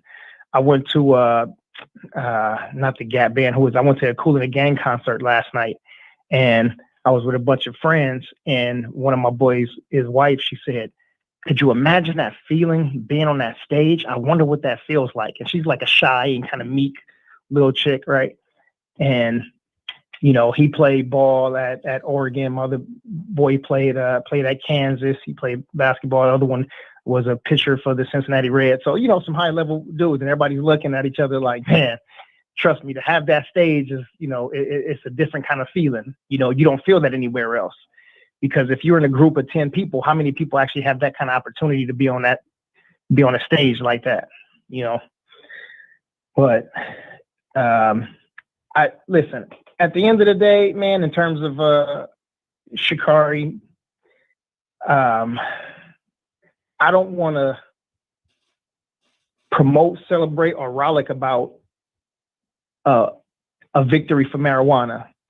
I think we've had a conversation just this past month when we talked about our experience at Juneteenth and just seeing what it kind of does to people. Listen, and shout out to the people, because I know there are some people that can smoke, and it may put them in a creative space if they're an artist, or it may calm them because they actually have some anxiety issues or whatever. But, if you've been smoking weed since you was 14, 15, and 16, you don't know a damn thing about anxiety or depression or stress already, but you already smoking weed. So now it just become a habit. So I'm not down in the weed smoker shit. I believe, what's the word? Allegedly, the majority of people in my family are consumers of the cannabis. But and then people got excited about it going to the White House, and Matt Gaetz is supposedly like having this big push. Matt Gaetz? You familiar with him? No, I'm not. All right. So you know who Cedric Richmond is, right? Cedric Richmond is a senior advisor to the president, Mm-hmm. Black guy. He's an attorney I know. Out of Louisiana. Mm-hmm. But back in 2020, it was kind of like this verbal sparring between this black dude and some Republicans, because they were trying to debate and distracted from the police reform bill at a House Judiciary Committee hearing. It was sometime in like early 2020. But Cedric Richmond was the brother, of course, and then the effeminate white guy that he was going back and forth with. That's Matt Gaetz, and he's basically, he's a Republican. He is, I believe, I don't know. He's a congressional ally to Donald Trump. At least he was during the time that Donald Trump was there in office. But to this guy right here who's promoting it and basically making it seem like he's taken up for Sha'Carri, he's not. He's a Republican. Black folks usually don't vote GOP. They usually don't vote conservative. So he's trying to do his part to get people on his side. But not only that, this idiot is running for Attorney General in, I believe, in 2024, he'll be running for president. So he's basically, he suggested earlier this week that he should either be president or Attorney General, and that if he did, like, basically ascend to that office, that he would take a friendlier approach to like marijuana the legalization of marijuana. So of course now you got black people saying, "Oh, he took him for Sha'Carri. He's invited to the barbecue." That bullshit. But then also the weed heads are like, "Oh yeah, you know what I'm saying? Like he get a pass, right?" So you know, let's just be careful on the people that we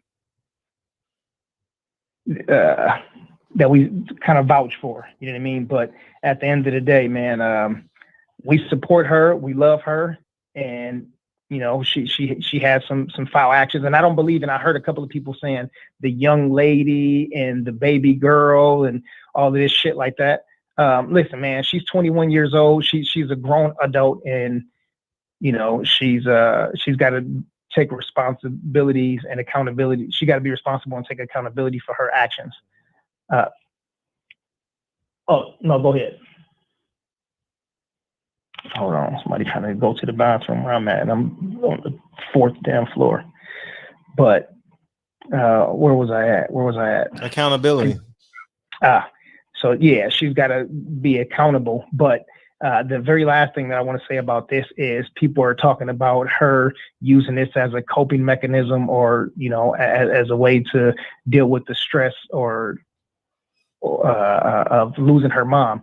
So basically y'all saying that she was sober as a gopher, but then when she found out that her mom passed and that day she started smoking weed. No, she was already smoking weed, right? So I didn't want to be presumptuous because I don't know if that to be a fact. I was thinking that though, but I wasn't going to think that. But what I was going to say that I failed to say, DB, was her mom died and she believes in God. Right. Put that in perspective. Like, and it's not just her, it's for everybody. If you believe in God, the creator of all of this,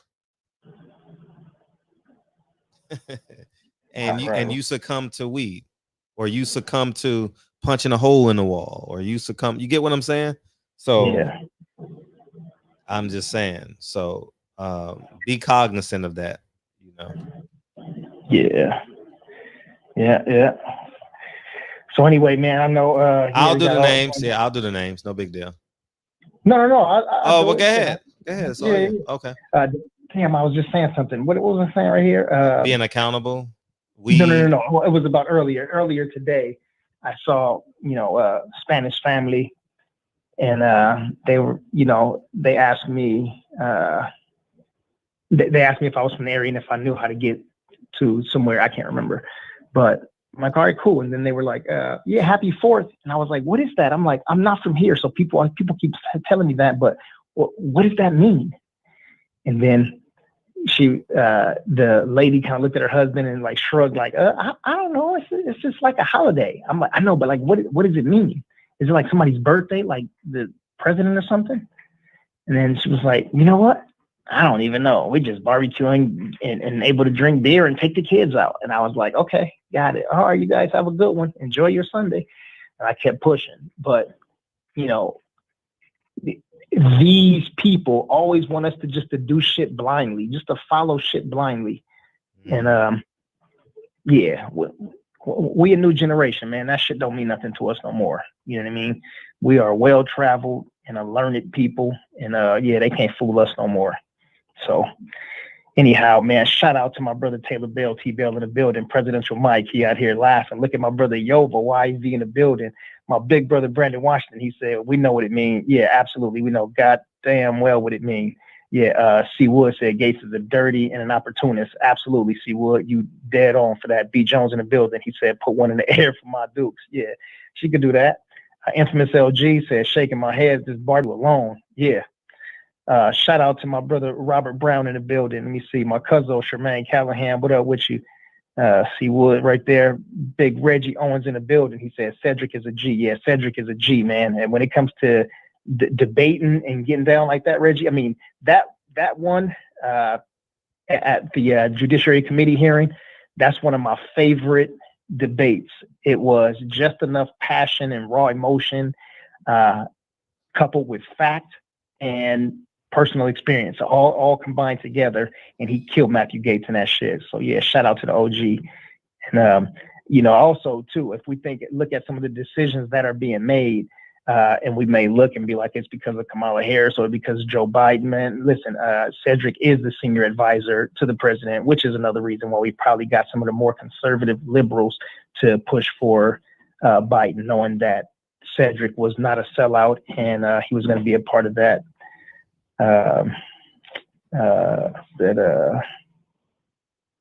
team, whatever. Anyway, shout out cabinet. There you go. Thank you, Fred. Shout out to DJ 313 Eastside Detroit in the house. Jay Gibson in the building. What up with you?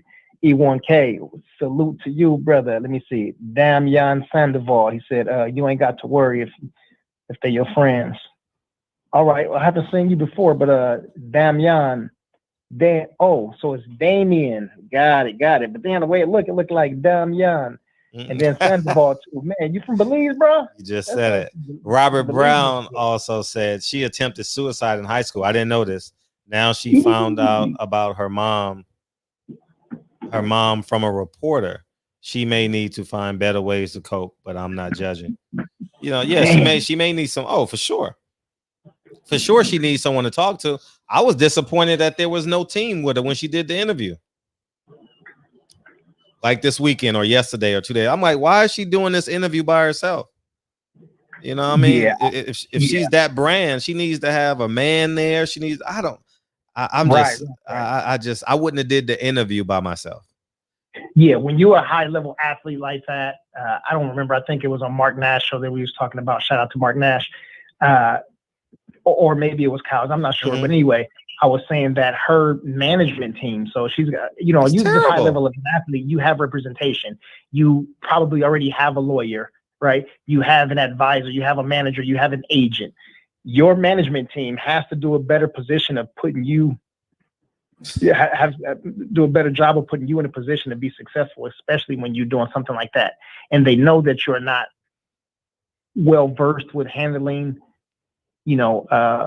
media or public speaking, then they got to do a better job. And somebody, had your lawyer sit next to you, you talk and you say your piece. And then when you start to stumble, that's when your lawyer jumps right in and, and protects you. Right. Because that's their goal. Right. Your agent is to get you booked, but your agent is also serves as like an assistant manager. You know what I mean? So, but listen, I think they realized what their mistakes was too, knowing who and what the client is, and I think they'll do a better job moving forward. So I think now when we see her, she'll be more polished. She'll be more bright-eyed, bushy-tailed, and have a script that she's for sure. Like she's winging it, like with an experienced journalist, with that fake empathy. Well, we know you. She just wants you to say, "Yeah, I smoke weed." Right. You know what I mean? Yeah. You either got to deny it to the end, or you got to, got to confess and say, I made a huge mistake. Please forgive me. And she did, and she said that, and I just wish she had a support team around her, because I can see the biggest moments of your life, and that's a big moment, whether it's positive or negative. No one was there. Right. So. Yeah. But back to Damian. Welcome to the show. Welcome to the show.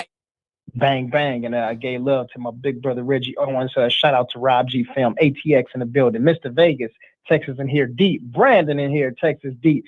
And then we got Troy. Troy said he's from down here in the Sawyer. Salute to Troy. Who else you got? And shout out to the OG, Deacon 305. Salute to you, OG. Let me see. We got Dezo 330. Said no limitations. I'm pretty sure. I guess he's talking about the statute of limitations for sexual assault. E1K. Hustler Slim in the building. Mr. Tennessee himself. Salute to you. The Messenger 215. He said, does Cardi B get a pass? Talk to him. The Messenger, talk to him. She talked about all of that, drugging dudes and putting Quaaludes in their drinks. And now she talking about everything crazy. Talking boxing, D-Lac. He said Watson. Whatever that meant, but shout out to Talking Boxing, D-Lac. Welcome to the show. Welcome to the show. And Duke Todd, welcome to the show. Welcome to the show. It threw me off for a second. I was thinking about Duke Tanner or Tanner Duke. Let's see who else you got in there, man. President Mike, you got you. Yeah, Tone Brown, man. Tone Brown said I didn't break the drought just yet. Damn, Tone, I got excited for 2 seconds, man. I was like, yeah. I was waiting to hear the story. That's how I came to the damn I don't know what the hell this. I don't even want to say closet. Somebody gonna have some crazy jokes. But PGH Big Dog in the building. Salute to you. And yeah, we had the queens in here. The Queen Patty Dean slid through for a quick second. I saw her in the chat. And shout out to the beautiful Queen Mother and the beautiful Queen Sister, Unique Dawn and Patricia Shelton.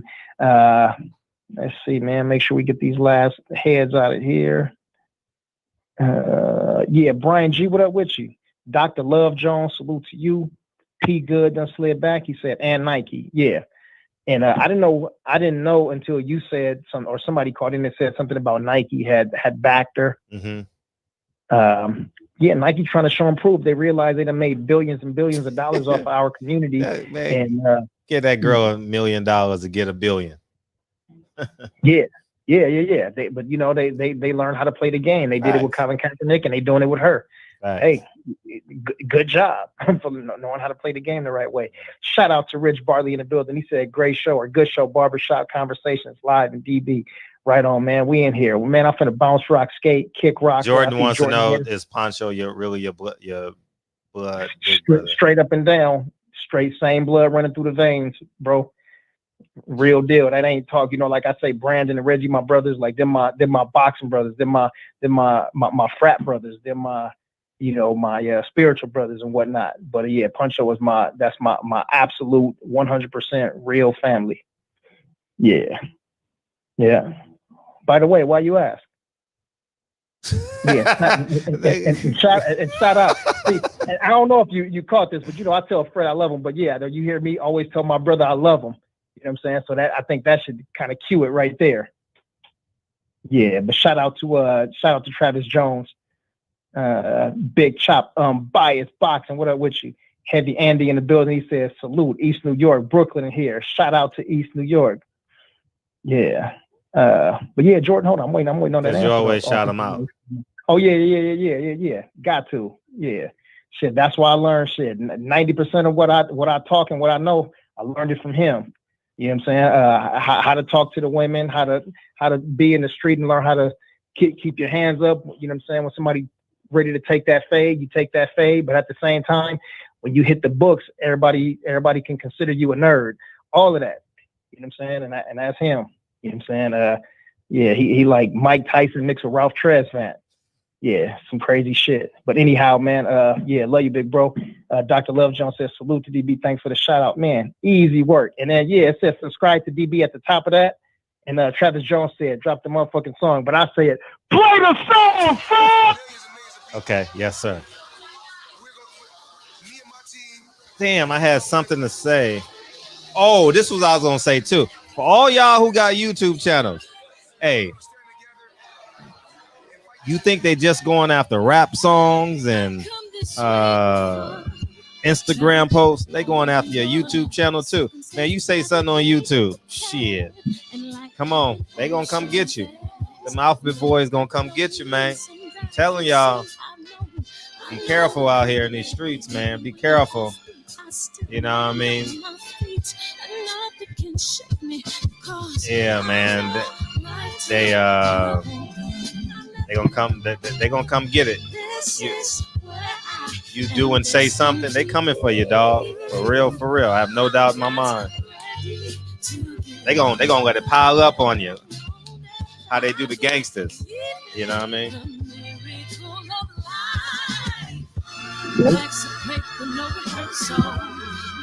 Be a cornball like Fred. Why not? You can grow up and wear hoodies. Oh man, the things you gotta do. Hey, it's the countdown now, y'all. It's the countdown, dog. It's the countdown. We got 20 days, and then we right back on the countdown. When we get Wilder, we got 27 days till Spence Pacquiao, and Pacquiao just arrived. I'm gonna see if I can. I'm gonna call Sean and see if I can get a one-on-one interview. I don't want to do the motherfucking group ass interviews. I want to do a one-on-one with Manny Pacquiao. I'm gonna have to go knock on his door. I know where he lives. I'm gonna go knock on that house. Knock, knock, knock, knock, knock. I want to see if I get a one-on-one with Manny. So we're gonna work on that, DB. And yeah, I'm gonna call Sean this week. I have his number somewhere. You know what? Yeah. Rob G, get him. It's my personal statement. Running game like I'm A6. Hey, they're gonna shut us all down once they decide to. Oh man. Oh, they gonna do surveillance on us too. They do that, man. Shit, they ain't gonna. I don't even leave the house anymore, so I don't know what they gonna do. They gonna go through my window and get surveillance. Man, I've been home for a year and a half. I ain't gonna, man. This is that's the one thing COVID did teach me, man. That your house got to be a home, man. You know, because I've been home for a year, for real. Like, damn. Let's say I've probably been outside probably out of a month, out of the year. How many hours? Maybe a week's worth of hours. Maybe 2 weeks worth of hours, maybe outside my house. But that's running and shit. So, man, I was home for real, for real. Love y'all, man. Mañana. Hey, people, Hernandez got to get some love. Oh, people Hernandez. What's up, big homie? Hey, wait, hold on. One more. I got to say one more quick thing before I get out. Go ahead. Go ahead, bro. Go ahead. One more quick thing. So I do these short videos, right? And these, hold on. Let me wait for the music to die down. Yeah, I'll turn it down. Go ahead. Okay, because it's to the chat. So I do these short videos, right? These videos are somewhere between like 15 seconds, 45 seconds. And then I started looking at the analytics, right? And it shows you the percentage of people that actually watch the entire video. And to have a 14-second video and then have like 30% of the people that actually finish 14 seconds of a video, that shit's just crazy to me. Yeah. You're not interesting enough. No, clearly. If you want to follow the uninteresting guy, click the link that's in the comment section right up top, and maybe he'll drop a 2-minute video. You know, we never know. You know. Yeah, and that's the reason why I don't do fight prediction videos no more. I'm like, fuck y'all. You know what I mean? 14 seconds with a brother, man. He wants y'all to listen to it. Oh, DB. Oh, Papacito. Oh. All right, love y'all, man. We out this motherfucker, man. All right, love you too, man. Peace.